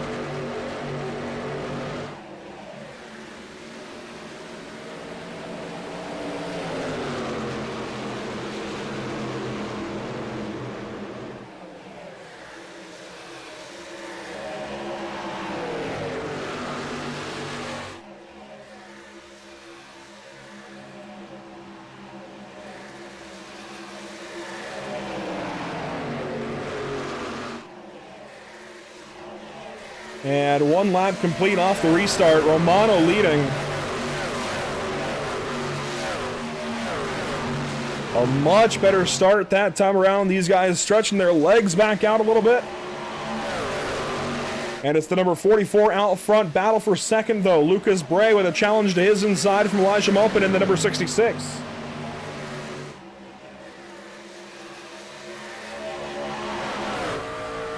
Zach Murtis to the inside of Bray. He'll grab that spot as Bray grabs the wall. So a change at 3rd position and a battle for 5th. Thaddeus Friel on the inside of Austin Adams. And that'll bring Grayson Greaves into the fight as well in the number 05. We've gotten to know him over on Friday nights in the Steering Wheel Nation Truck Series.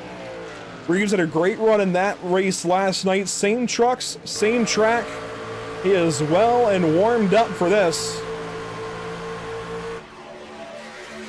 And battles further behind as well. Jordan White, Chris Winstone, they're going at it. And looking 3 even. Isaac Michael down to the apron into turn 1.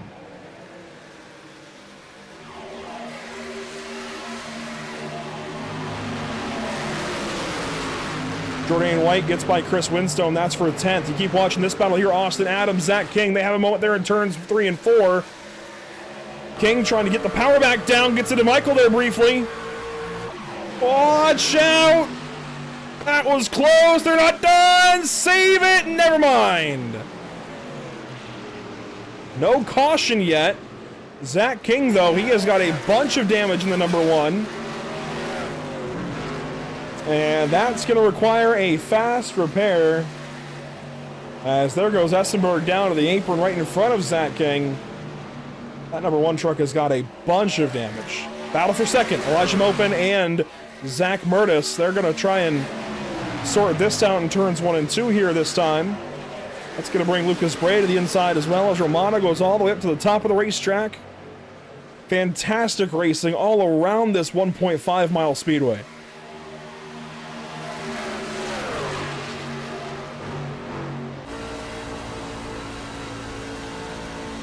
Up the track goes Bray. That'll give an opportunity here to open maybe if he wants it into turn 1 this time. Looks like he'll stay the course right there in 4th spot. Battle here, Corey Powell and Greg Van Nice. They run 13th and 14th. Van Nice will take that spot over for the moment. They avoid the number 1 on the inside who has pitted and is back on the racetrack with a brand new truck. Zach King back after it. He is 1 lap down, but he is in line to receive that free pass at the completion of stage 1. Jared Essenberg up into the wall. He falls back behind Jason Thomas. That's for 12th. Up the road, Chris Winstone, Austin Adams. This is a battle for 8th.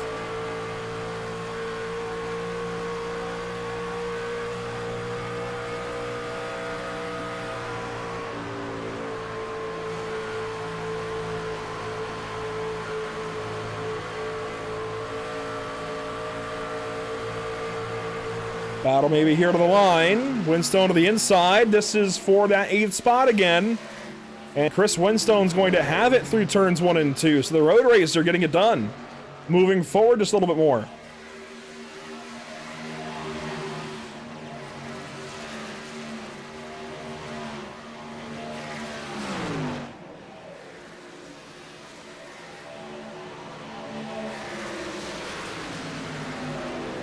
Anthony Hatfield's back on the racetrack. He's back here in 16th spot.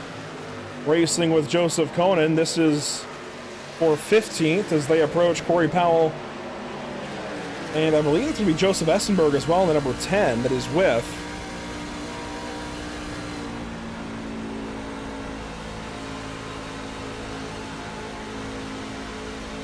So your bottom 4 trucks or so will start to do battle back here. Meanwhile, at the start-finish line, Chris Romano still ahead, inside of 10 to go in stage 1. We've looked through some of the field, back up to the leaders now. Romano running the top side, I like it. You don't see a lot of guys run the top side of the track in trucks usually, unless you're at Darlington.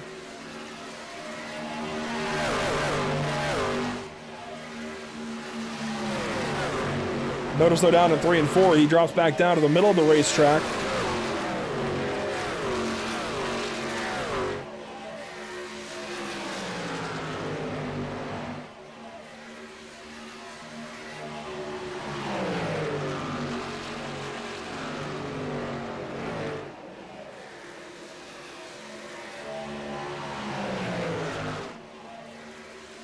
Last lap for each of these two drivers. There you go. Chris Romano, Zach Murtis. Last lap, Murtis a little bit faster, not a ton. Let's start adding that up over the course of a run, and Zach might have something before the end of this stage at the completion of lap number 30. That time, identical laps.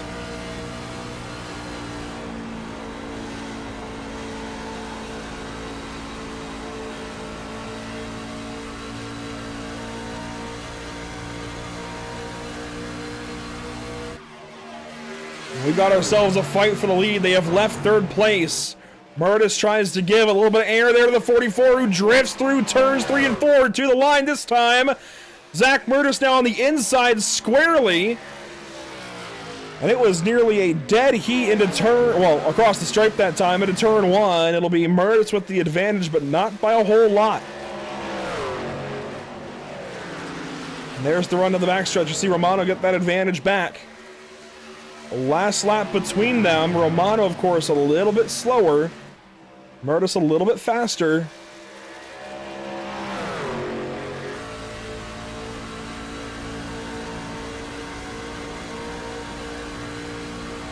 And that time it was the opposite.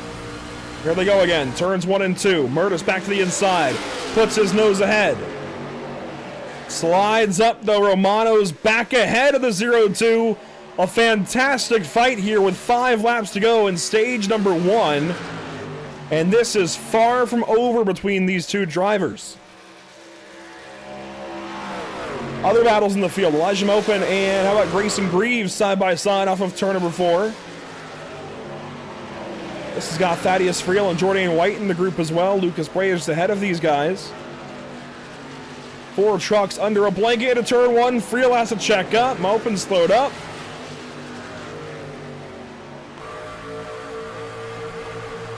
Here they go, 3 wide.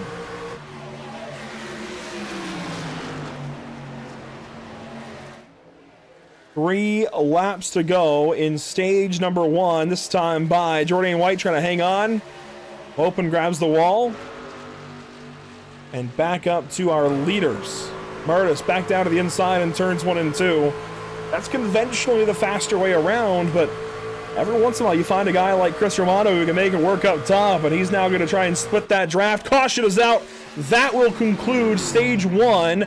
Isaac Michaels in trouble in turns 1 and 2.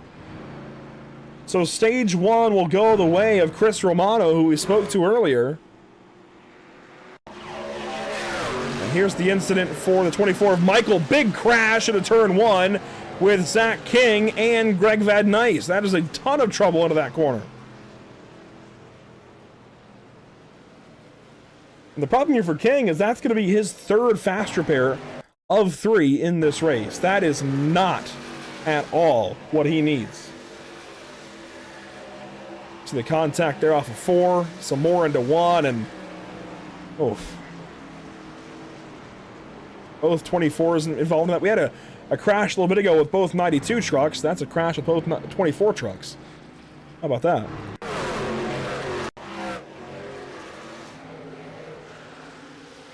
This is a little farther back in that previous lap. I suspect there's a little more to the story here between these two. And we're only catching the tail end of it.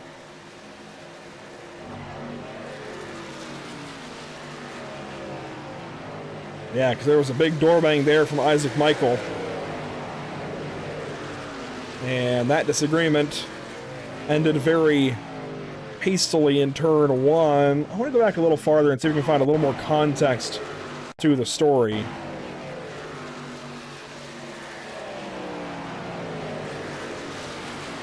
Might actually not be any. So let's just go ahead and get back to live picture. These guys have made their pit stops for the end of the stage, or at least are going to here in a second. Here we go.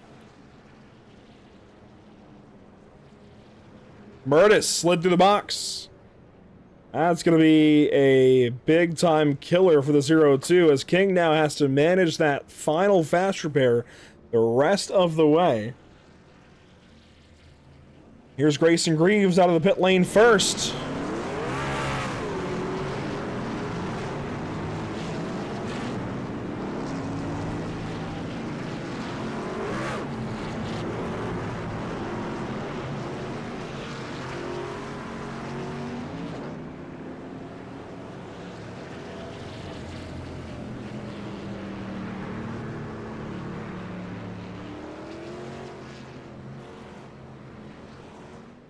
Let's dial up the driver of the number 1. And of course, Zach, we saw a couple of bounties earlier, and then we saw what happened there. What did happen there from your side of things? I don't know. The bounty was already claimed when Grayson done it, and it was clearly announced by me that the bounty was claimed when Grayson first did it. And then Corey took me out, and then Isaac took me out, so. I guess they think I'm putting more money in, but I'm only doing it for 1, because if I did it for all of it, I'd only put 20 bucks in, because I'd be burning through fast repairs, so. Yeah, I mean, it is what it is. We saw the incident a little bit ago that took you out of the lead lap, and, well, put you 1 lap down to begin with. It looks like you're still getting that lap back, but, boy, that's one way to get set behind the 8 ball, right? It's a long race. I mean, we have at least 2 more stages. I mean, it's always a good thing to have some fun and try to raise money for charity. I mean, I didn't care if I just didn't want to go a lap down. I went a lap down. It is what it is. We're just going to keep doing what we're doing, keep trucking. Well, drive back to the front. We had a really strong car there. I think I was lapping a lot faster than what the leaders were running there under that long green run. So hopefully we just keep it up and get back to the front. And that logo on the hood, what's that all about? Yeah, so that's Jen Blossom's Jen Blossom Design Studio. It's a wedding. It's an event floral service. I do work for them, and you know, she's always wanted to be on a truck, and she likes being on the truck. So, or she likes being in my car. She likes supporting. So, it's just a wedding business, a small business in Boca Raton, and you know, she always supports me, so I gotta support her. Hey, good to talk to you as always, Zach. Best of luck here as we get going. Thank you. We'll get Zach moved back up with some other drivers as we get ready to go racing here once again. This will be the beginning, technically, of stage number 2. So I am told by Zach Murtis. And so Jordan White, Grayson Greaves to the green flag. Racing once again at Charlotte Motor Speedway.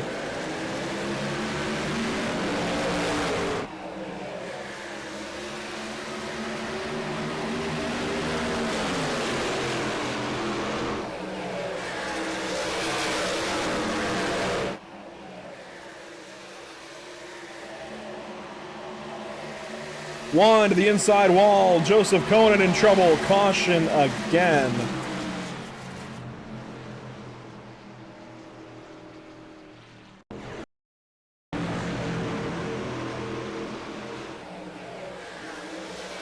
And so the number 72 in trouble here off of turn number 2, just loose. Boom, inside wall. And that's that for the number 72 Dollar Tree Toyota Tundra on that fast repair anyways. Austin Adams has now called it an evening.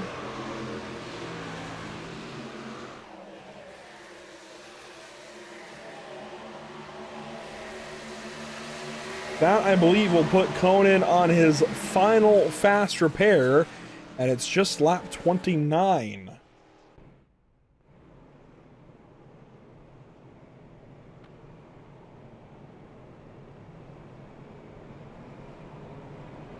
While I've got you all here, I want to mention again that you can play the All-American Racing Network fantasy game. Yes, the fantasy game. You've only got about 12 hours to play for tomorrow morning's race at North Wilkesboro Speedway. While we won't have coverage here on Pit Stop TV, we'll keep the game running. That way, it's ready for us when we get back at Charlotte Motor Speedway in a couple of weeks. So, if you want to follow along, the time to join the Pit Stop TV Discord is now. Get in the server, make your picks for tomorrow's race. Really, the only stipulation is that you can't pick the same 3 guys for the bulk of your points week to week. So, the way it works is we take the point standings for the league, the driver's point standings, and just break it down into 3 groups. 8, 8, and then the rest. So your top 16 are split between 2 groups and then everybody else. You just pick 1 driver from each group, and then you pick a fastest lap, and then you pick a winner. That's it. It's very simple. You can pick the fastest lap recipient and winner each week if you want to, the same person, that's fine. But as far as the points groups, as we call them, you have to mix those up week to week. You can't pick the same 3 guys each and every week. That is it. You make 5 picks. It's all laid out for you.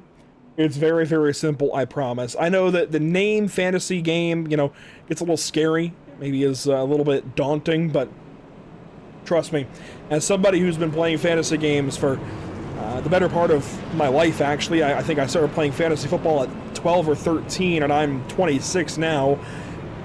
This is very simple in terms of fantasy games, and especially with racing as well. It's simpler even than the NASCAR fantasy game. So this is something fun to get in on, and you can win some prizes. In fact, from TZO Designs, you can get yourself a 1/24th scale or 1/64th scale, or even 1/43rd scale diecast stand to proudly display any of your racing diecasts, or maybe the racing diecasts of someone near and dear to you, maybe your resident racing fan within your family.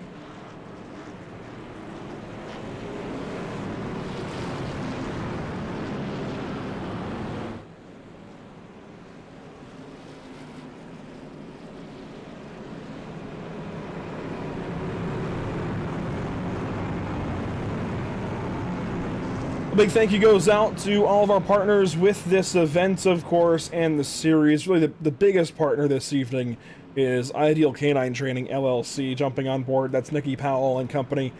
They have done so much for this event to get it up and going. Just a quick list of what Ideal Canine Training offers.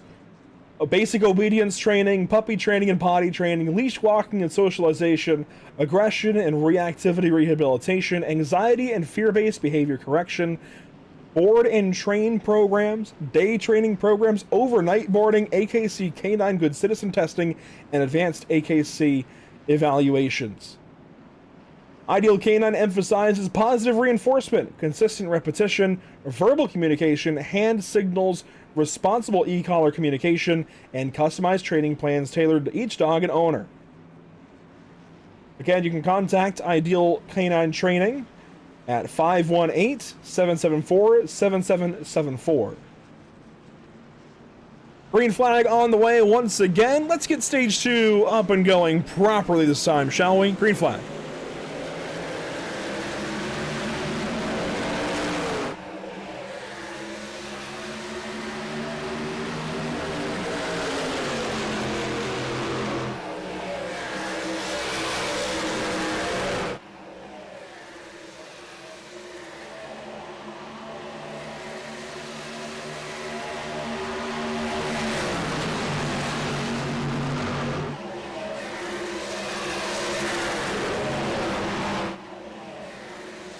Spinner, Thaddeus Friel, caution is out, and I believe that is Zach King out of the race.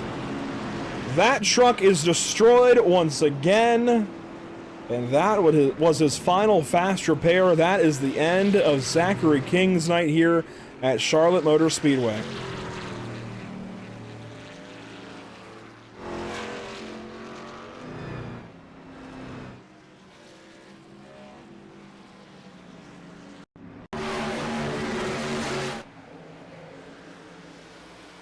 There was some stuff going on with Thaddeus Friel here at the front. He ends up sideways out of turn 4. Vad Nice. Windstone barely gets by. And man, King had nowhere to go. He's a big part of this one. More contact here at the end of it.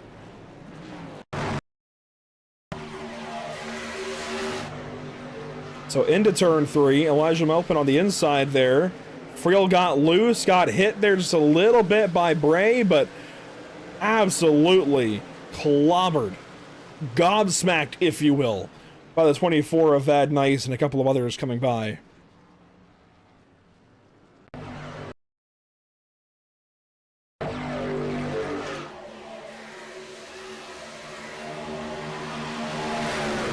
I did see something in all of this, a very near miss for Chris Winstone, and that's going to go down, I think, as tonight's Murtis Mega Miss. Wow. We'll get one more look at that. Chris has been making the switch from sports car racing into some oval racing, legend cars, general stock cars like this. And that is a very near miss for him. He just about had a door full of number 98 truck. I want to get one more look, actually, because I want to slow it down. At the time of what would have been impact, that was about as close as you can get.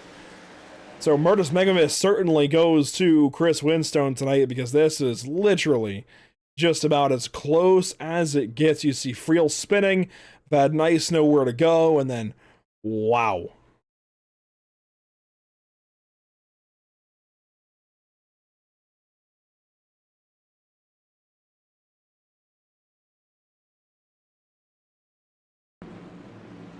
And here we go, restart zone again. We're going right back green, green flag.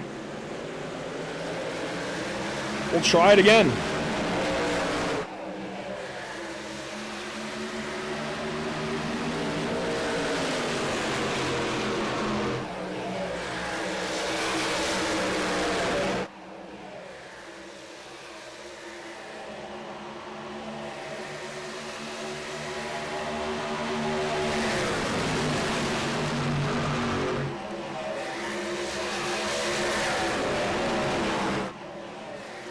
One lap complete from the restart. Grayson Greaves out front. One truck is slow. That's the number 24 of Michael. Isaac Michael. Jordan White, Zach Murtis, and some others sideways through 1 and 2. Here's the onboard with Elijah Mopin.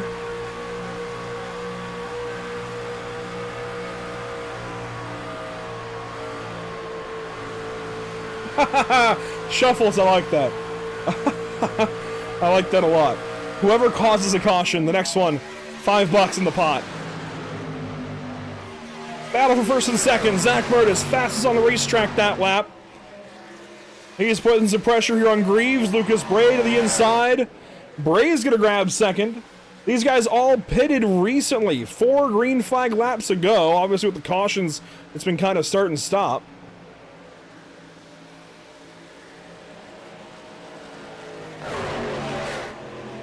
As your top 5 are very, very close together.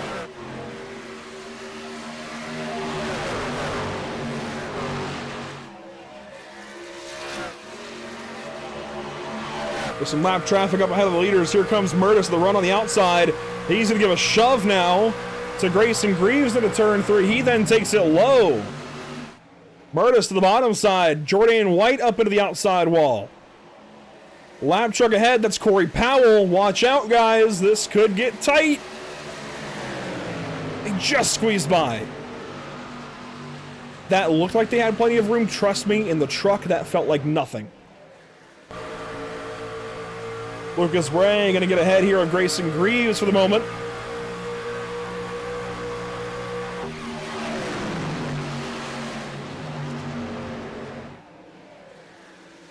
We had some questions earlier about the time limit in this race. I think that might have actually been in the ARCA race earlier for the ladies. We are sitting at 36 minutes to go. I don't think we're getting this full race in. I think we're going to have to shorten this thing up. I think iRacing, the session isn't going to last long enough.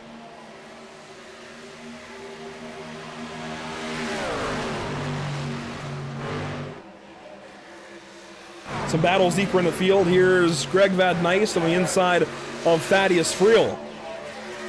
This is a battle for 10th spot currently. Corey Powell, the lap truck, just ahead of these guys. That's complicating things. They will get by, though. Friel loses the spot. Van Nys moves up. The top five still all together. This has been a historic kind of run for Elijah Mopin. He has just not had races like this over on the Cup side. It's good to see him towards the front. He ran well in the Legends race at the top of the night. Joined us in the booth for the ladies ARCA race. And he is looking good now. I know we're still very early in this race, considering how things have gone. And if you look at the CC's Business race stats, oh boy, 7 cautions in the opening 30 laps. And that time limit is dwindling.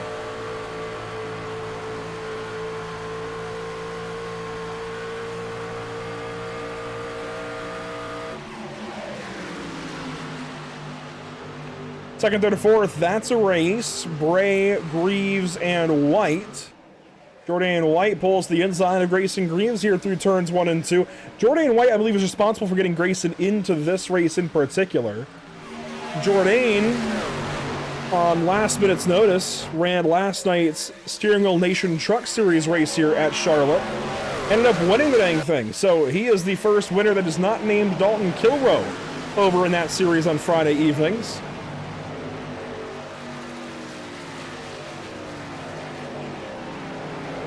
And Jourdain started this race from pole position, has not led a lap yet, though.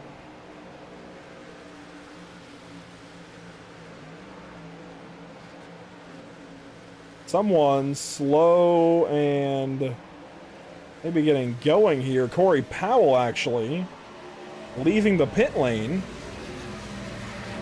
He was in there for 60 seconds, so a full minute spent down there. He is now 4 laps down.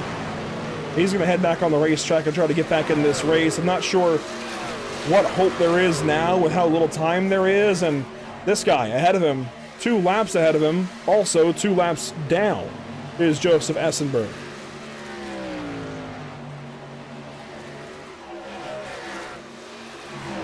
Thaddeus Friel racing still with the 24 of Greg Van Nys. Battle here for the 11th spot now. Whoa, Van Nys down across his bumper. What the heck happened there?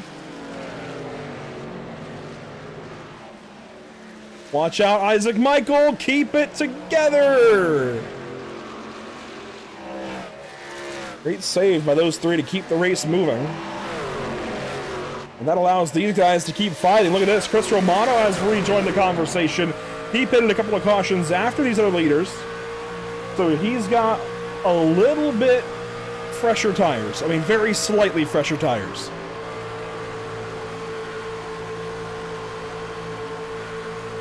Romano's been a lot of fun to watch lately in the Cup Series on Sunday mornings. Recently got a win at Watkins Glen. I think that will be certainly one of the big highlights of the season as a whole. Chris trying to dice through here. Check up, though. That 57's loose. Everybody hangs on to it for now. Lucas Bray, though, was very free out of turn 4. Grayson Greaves pedals the truck to stay underneath him. And these guys are allowing Zach Murtis to pull away. He's got a full second lead now over 2nd, 3rd, 4th, 5th, 6th. It was very impressive what Murtis is doing right now, pulling away from this gaggle of trucks. It's hard to do that, frankly. I don't think people realize that. in this kind of race, in this kind of truck, this kind of vehicle, it's very difficult to get that separation on your own. Battle still for third, fourth, and fifth. Romano now down low. Greaves caught in the middle of these two. Good to see Adam Ramsey out in the YouTube chat this evening. In the wall, there goes Bray at the racetrack. That will give way to Chris Romano.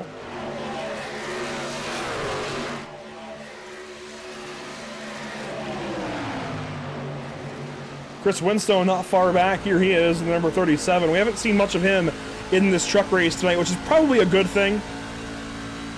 You know, we keep talking about him making his way into oval racing and whatnot, but let's not forget, he's got a hand injury that he's still nursing. Shuffles, you're in the YouTube chat, right? How bad is that injury? I'm curious. How much is that affecting him right now, as these guys have had several cautions, and he's just trying to keep on keeping on.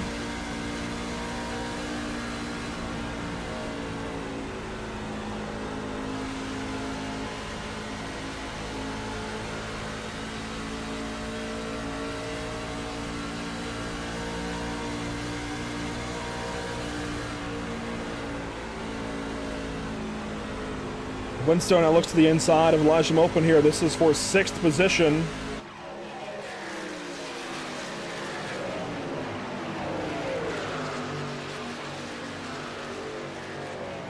Now up front, we are starting to see Jordan White manage the gap up to Zach Murtis. That gap isn't growing like it was earlier.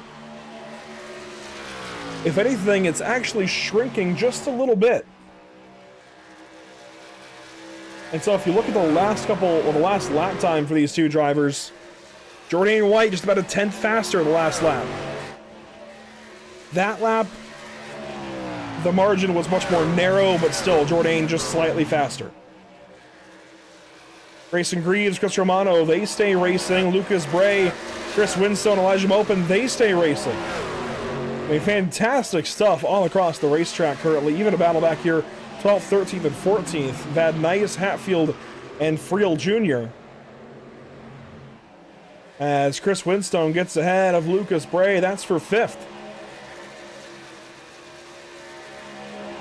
There you go. Shuffle's mentioning that Chris has got that hand injury and has to change his grip on the wheel. And you don't think that's a big thing until you actually get to racing and your muscle memory tries to kick in. You try to grip the wheel with your full hand and you just can't.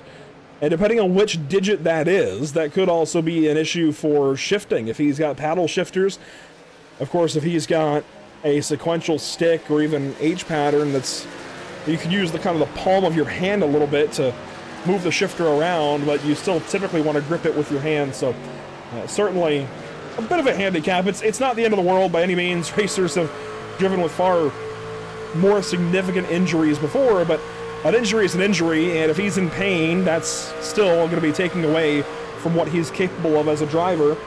And obviously he's modifying his grip on the wheel. That's, you know, just changing things up slightly. So again, in terms of injuries while racing, probably relatively minor, especially being on a sim racing rig, but it's still an injury and it's still worth talking about as our top two narrow up just a little bit. Zach Murtis starting to be reeled in by Jordan White. Last lap for these two, White was nearly a 10th faster.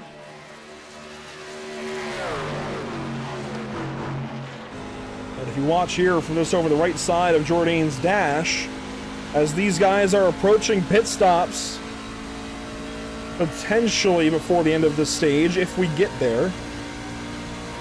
See the gap on the bottom right, it has stagnated. I think Jordan White has maybe gotten close enough that he's starting to actually feel the dirty air from the 0-2 and not have as much grip following behind him.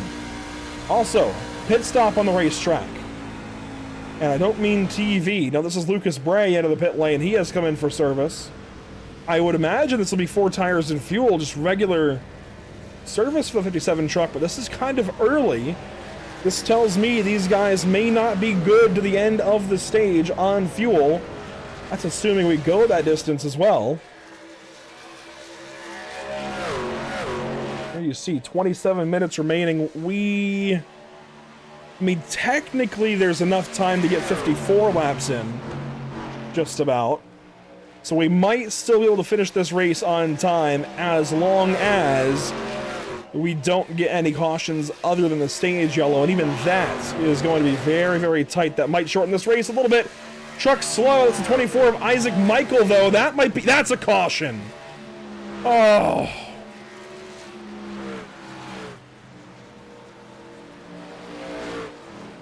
I get it. You've got to get back on the racetrack. Take it onto pit lane.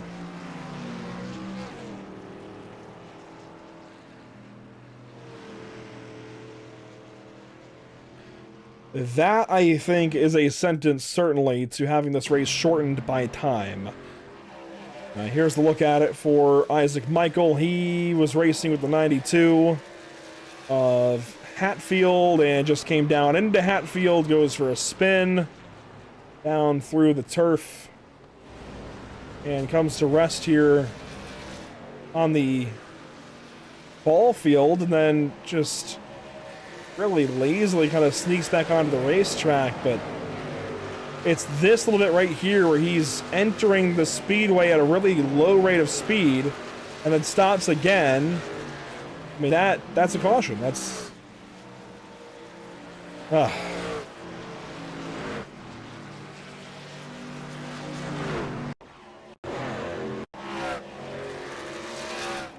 And this, of course, is a pit opportunity for all the leaders to get on the same strategy here, take tires and fuel, be good to the end of this stage. As this is a look back at the incident for Michael and for Hatfield. Hatfield is trying to go by on the bottom side, and he's minding his own business. He kept it pretty low.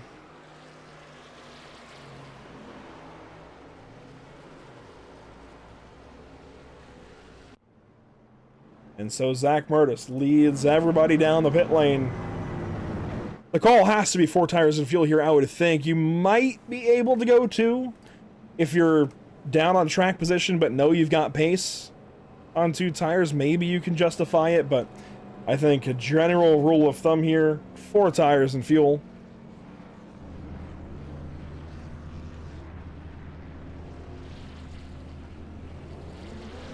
And there's the race off pit lane. Zach Murtis first off, followed by Jordan White, Chris Romano, Grayson Greaves, and Chris Winstone. Elijah Mopin there. He will follow off in 6th.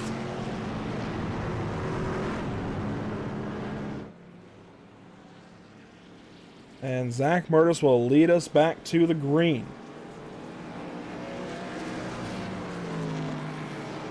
Let's dial up the driver of the number 24 this evening. That is going to be Gregory Van Nice. And we'll chat with this driver who does race on Sunday mornings in the All-American Racing Network Cup Series. Greg, it's been rough out there for a handful of you guys. I know you've had a couple of really, really large hits in this race. Thankfully, though, fast repairs. How many of them have you used, though? All of them. All of them? That is absolutely correct. All of them. So how does this change how you approach the final 45 laps here? Do we have 45 laps, or how much time do we have left? That's a great question, actually. Let's bring that graphic back up. We're looking at 23 and a half minutes. I don't think we're going to get them all in with that stage break still pending at lap 75, but we should be close to 90 at least. Yeah, I'm just gonna just race. I don't know.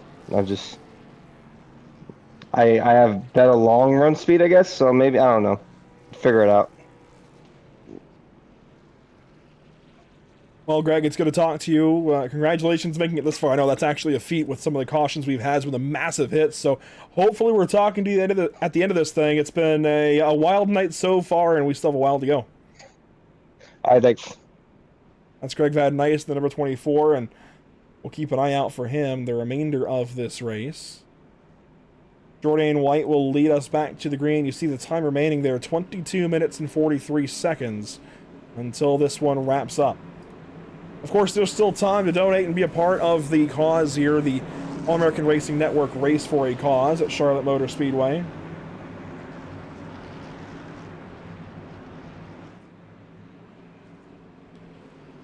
You can follow the QR code there. There's also a link out in the YouTube chat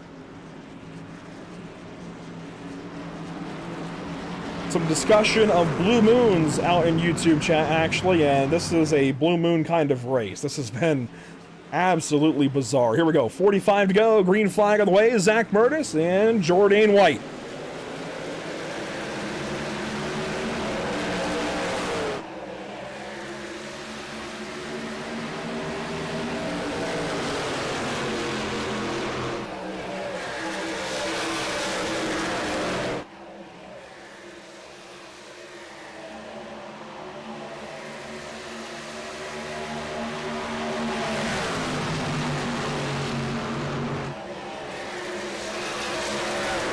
Spinning. Chris Romano's around, maybe. No, they're definitely around. Michael again. And we're not done. The 10. He was trying to hang on to that for a long time, but Isaac Michael, another incident here.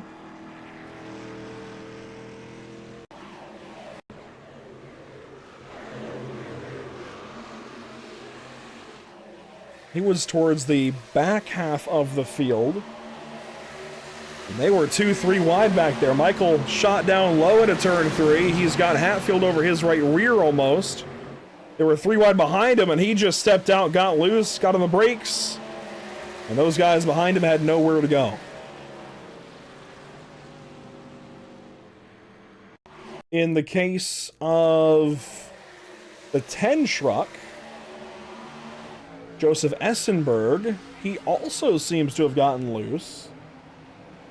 I'm not sure if it's related or not. I couldn't really tell from that first replay. No, it just came around on him. He ends up nearly taking that pit attenuator. Thankfully, he missed it. And so we continue on.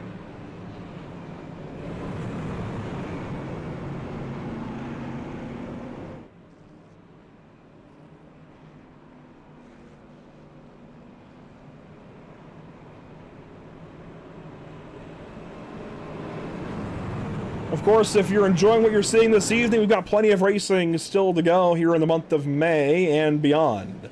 A look at what's upcoming for us here at Pit Stop TV. The next 3 on your screen. The NORA Retro Cup Series heads out to Dover Motor Speedway. The Cup guys here in the All-American Racing Network have already been there.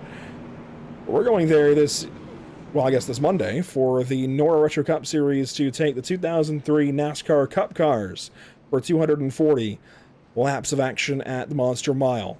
Then Tuesday, BRB Sundance Pro Series action in ARCA cars at Texas Motor Speedway. And Wednesday, it's the 410 Sprint cars for the Dirt Sprint Car Championship Series at the Big E Eldora Speedway in Rossburg, Ohio. Thursday evening, the North American Racing League continues on to Road America with the AM drivers. Should be a bunch of fun. That's their season finale as well. Chris Winstone will be on the call for that. That is set to be exciting. Here we go, a restart on the way. Lap 57 coming up, 44 to go at the drop of the green. Once again, Murtis inside, White outside, then Greaves and Romano. Green flag is out. Where is the 57 going?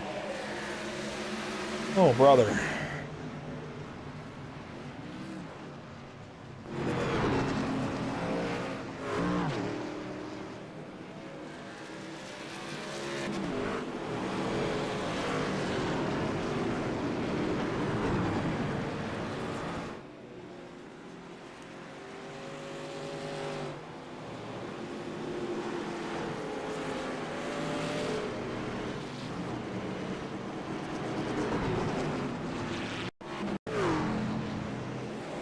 Not sure what the goal was here for the 57 of Bray.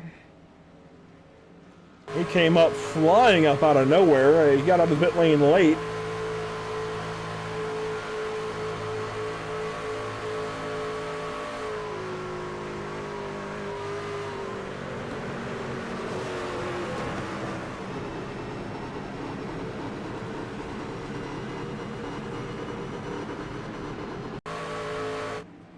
It just seems like he did not get the message on checking up for the restart. I'm not sure. Again, this is a little bit puzzling.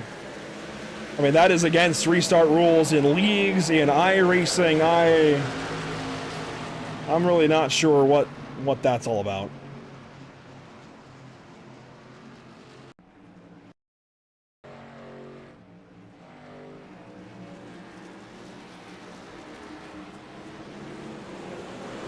He just came up out of nowhere and slammed through a couple of these guys really, really hard. But we are at least going to try to continue on here. I think we're going to try to get this race restarted this lap.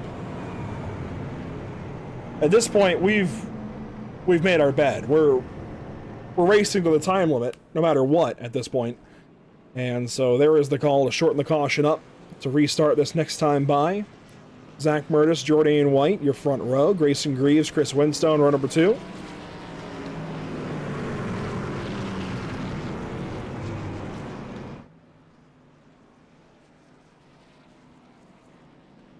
And we will have 43 to go at the drop of this next green flag. You see Grayson Greaves going clean the tires off a little bit.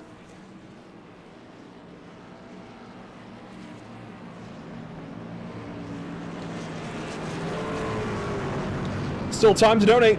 You can still be a part of the cause here for Racing for a Cause, for the All-American Racing Network.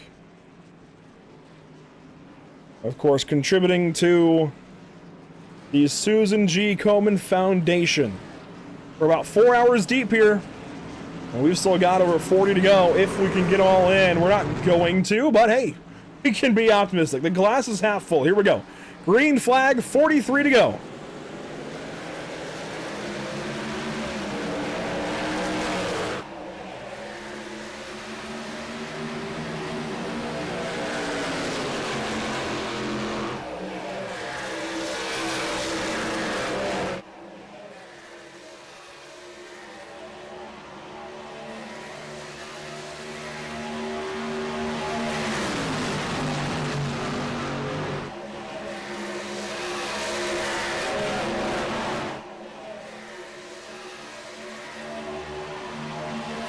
Zach Murtis in control here at Charlotte Motor Speedway. He's got the lead over Jordan White and Grayson Greaves. Mopin, Winstone, that's your top 5. Bad Nice into 6th. Thomas, Bray, Romano, and Conan, your top 10.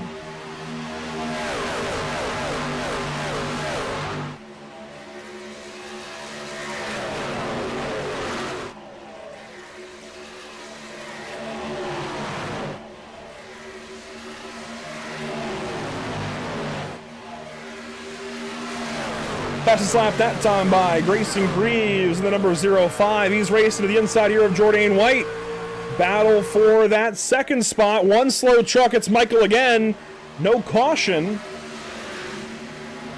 as he is down on the inside of the racetrack. We will try to keep racing.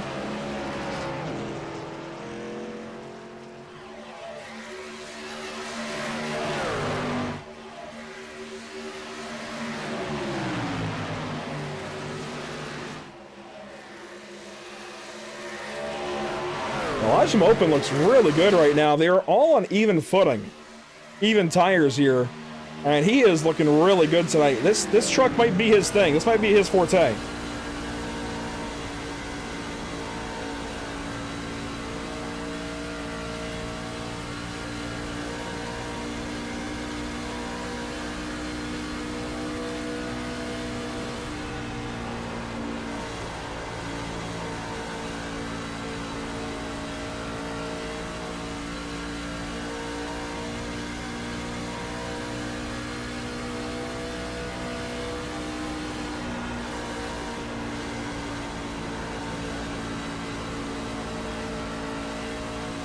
In line, your top 4 across the stripe there to complete lap number 62. And now these guys, they're not even thinking about going to lap 100. They're trying to get to 75 here. And then at that point still, I mean, if you look at the race stats here, we only have 12 and a half minutes to go. We've got it just enough time to get to the stage. I'm not sure how far we can go beyond that. So it might be a run to the stage and then quickly get back out and just race the 5-10 laps that will follow thereafter. This will be a very, very interesting run to the end.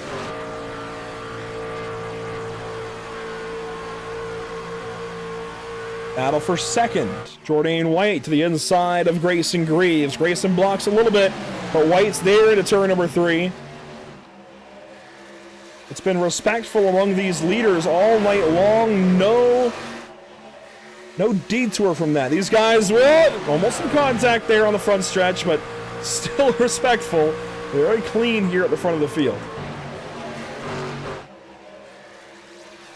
Romano and Winstone, a couple of Chris's here. 5th and 6th.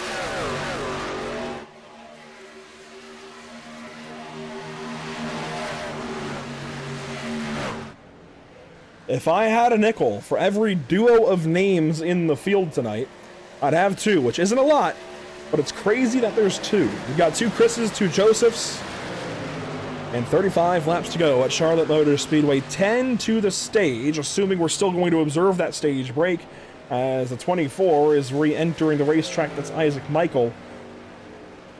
We have 12 trucks remaining. That's, of course, Murtis, Greaves, White, Mopin, and Romano, your top 5, followed by Winstone, Bray, Van Nice, Thomas, and Hatfield, your top 10.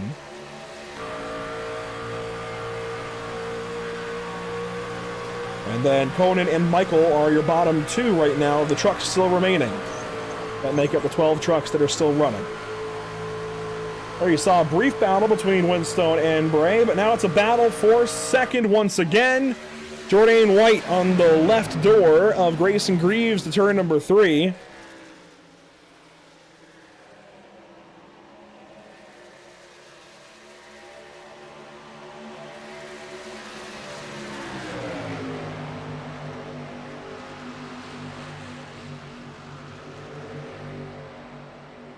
And pass made. White gets ahead of Greaves. On board here with Grayson Greaves as he tries to track him back down. The tire's starting to wear out. This is about the second longest stretch these guys have run tonight.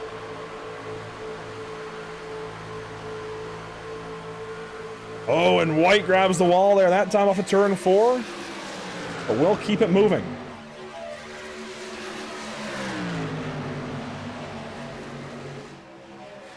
You can still be a part of the good cause here. This is the All-American Racing Network Race for a Cause at Charlotte Motor Speedway.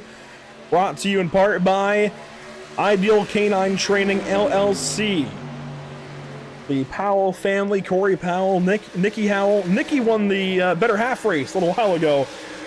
The ARCA cars were on track. We had some of the wives and girlfriends out, and that was a fantastic race. Maybe the best of the evening. Nikki Powell won that one. And Corey Powell, unfortunately, is out of this race, it seems. That's the wrong graphic. That's the fantasy graphic. I'm getting all mixed up. That's how long we've been going, folks. 4 hours. There we go. That's the graphic where you can still join in and donate. You can still play AARN Fantasy on the Pit Stop TV Discord server, but we want to show you that you can still donate, be a part of the cause. All these drivers chipped in at least $5 to join in this race this evening, any of the 3 races, and be a part of the good cause for breast cancer awareness. There's still time to be a part of it, as we've got a battle now for 4th. Mopin and Romano to turn 3. Romano on the inside, trucking back through the field. He's got 4th place now as he tries to get back up here and race for the win.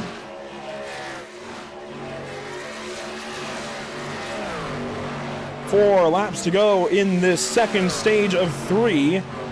The time remaining is dwindling, though. Well, you see 8 minutes to go in this race. These guys will have just enough time to get to this stage, get new tires, and throw down in a shootout to the end.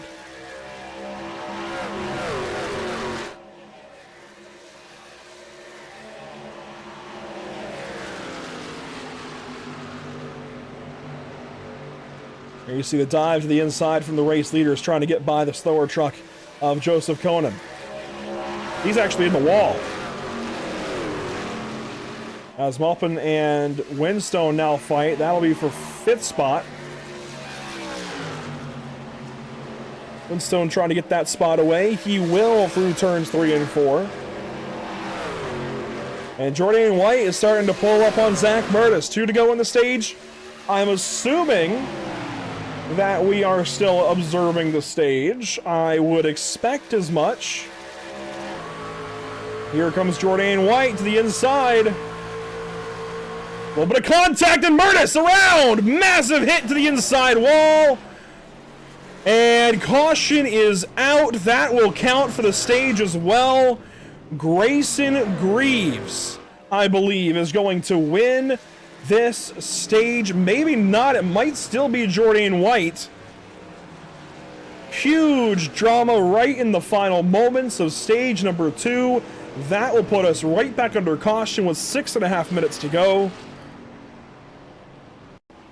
Let's see what happened here. These are effectively teammates in this race.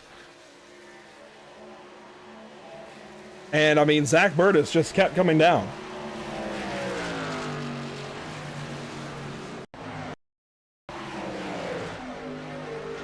I'm very curious how these two are going to view this incident. Here it is from straight on down the straightaway. A little bit of contact there. Jordan just barely got into Zach, and then he picked the lane, and Zach kept coming down. And that is straight up on the 0-2.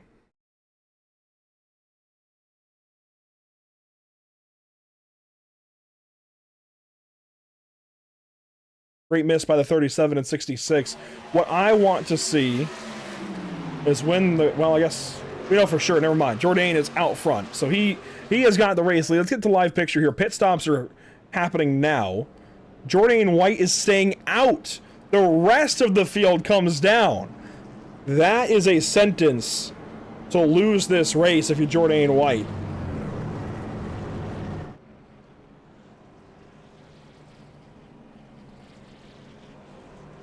And so everybody else comes in,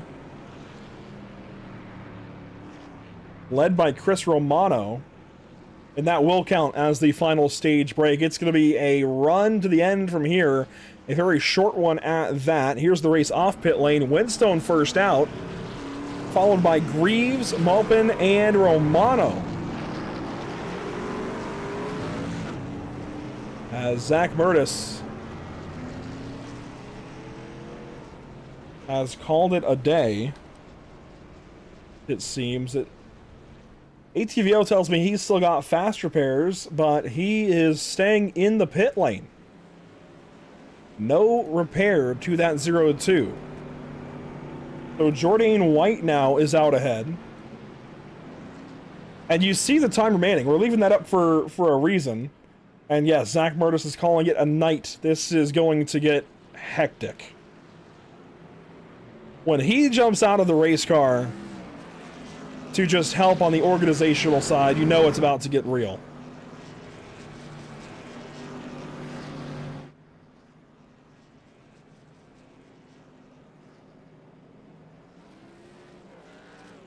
We will have, I think, 2 to green this time, maybe 1 to green. iRacing.com safety car lights have been extinguished, so we'll go back racing this time. These guys will have just enough time for about 5 laps, 5 to 6 laps. Oh, and Maupin gonna go for a spin cycle down here in turn 1. He'll get that truck back on the racetrack here as one other is actually spun around. That's the 12 of Jason Thomas. The problems for those two is we're gonna reset this field one final time, it looks like.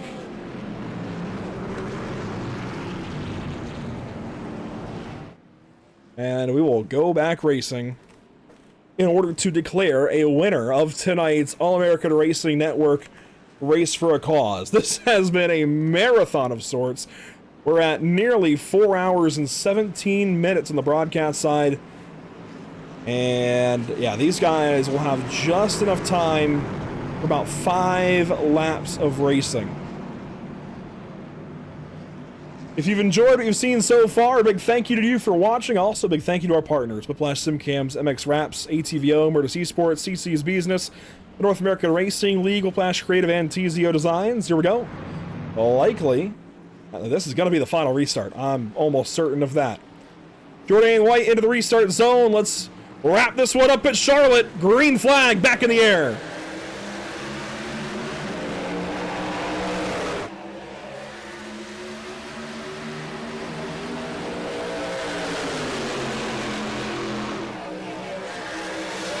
Winstone loose in turn 2. He falls back. He's out of it for the win.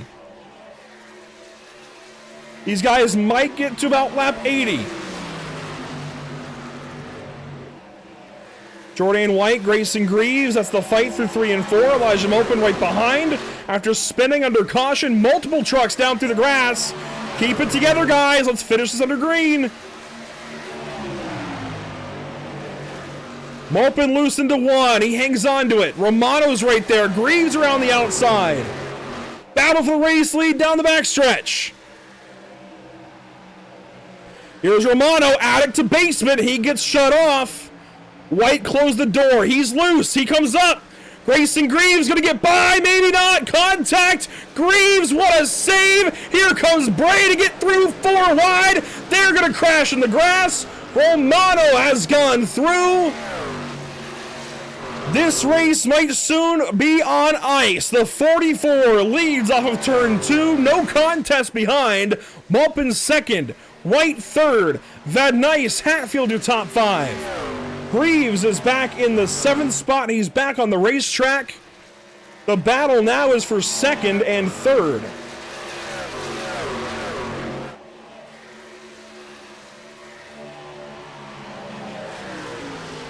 That was an incredible save from Grayson Greaves, but it will go down as disappointment for the young driver of the 05. Meanwhile, 20 seconds remaining. Chris Romano, at most, will have 2 to go, this time by the flag stand. And let's see, moment of truth from Barney the flagman. 2 laps to go. No white flag yet. As we tick down 5, 4, 3, 2, 1. That's the end of the time limit, and it's going to throw the white flag. This is the final lap for Chris Romano. It will go just 79 laps at Charlotte Motor Speedway. The time limit has elapsed. It's the final time around. The most recent AARN Cup Series winner will double down and win the charity race at Charlotte. Unbelievable day of racing here.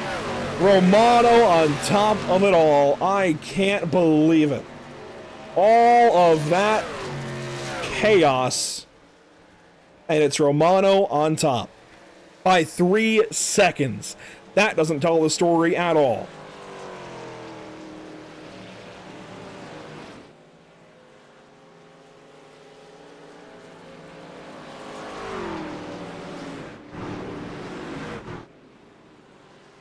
And Chris Romano has most certainly earned himself some celebration time here on the front stretch. He'll woe that truck down. And I think we're in for some burnouts. Oh, and he gets hit there. That's all right. Keep it going.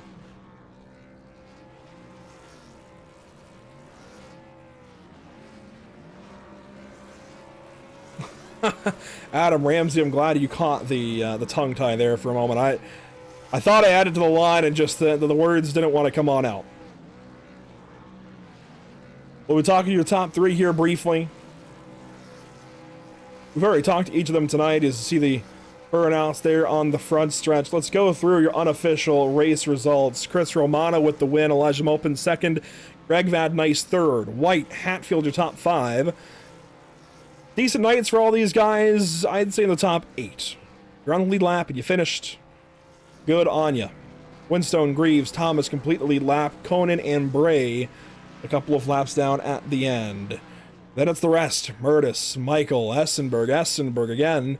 Then Powell, Friel, King, and Adams.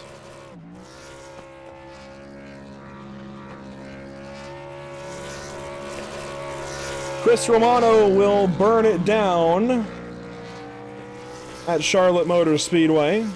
He is burning it down.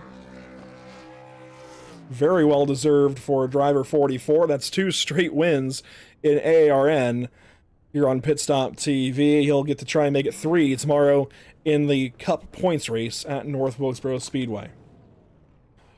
Let's set up for some driver interviews here to cap the evening off. Of course, Romano, Mopin, and Van Nice on the agenda. Let's see if we can grab a word with each of them.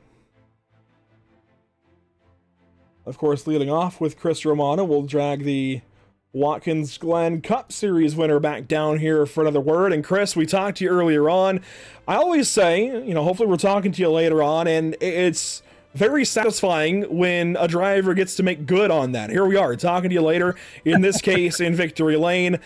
Obviously, everybody's got a connection to this kind of story, racing for breast cancer awareness tonight, but it feels a little bit extra good, I'm sure, to actually be the one to win this race. Oh yeah, I mean, especially for the cause, feels just great. Just this alone, even if I was to lose, just racing in this and for the purpose of it, and it was just a great experience. And I'm just happy at least we raised a little something for the cause. The winning, that's also awesome. So I'll take that all day. I got into the Chris there a little bit that off of the restart, so I felt a little bad about that, and sorry to him for that. I didn't really want to lift. Just don't want to lose too much ground on the guys in front of me. So, but then they got into each other in 3 and 4, and I was able to go underneath them and run away with this. So, yeah. Obviously, we'd like to see that 44 car out front. You're able to win the most recent Cup race at Watkins Glen. Can you double down and get it tomorrow? I don't know. I don't know how I feel about North Wilkesboro. I'm going to give it my best. I know I'm top 3 in the points now, so I'm starting from the back, which actually might work in my favor. I think I'm just going to keep it clean. Just try to stay out of what's inevitably going to happen, and hopefully I'm there towards the end. Hey, Chris, congratulations. It's good to talk to you when it's all said and done. And we won't be there tomorrow at Wilkesboro, but hopefully we're talking to you at Charlotte in a couple weeks. Sounds good, man. Thank you. Chris Romano gets this win here this evening at Charlotte Motor Speedway. Elijah Mopin will go second. And Elijah, we've gotten very familiar with you this evening. We talked to you earlier, and you were willing to share some of the story behind your family and your ties to breast cancer awareness. How important is this to you to get second place? It's pretty special. It is pretty special. I wish it was a win, but I mean, I'm gladly taking second place. I'm just glad that I was able to put on a good show and take my mom to the podium. That's her on the hood. It's been a good day. It's been a good day. I think I needed this. I've had a lot of pretty bad runs across both series in the All-American Racing Network. So this is just super special for me and my family.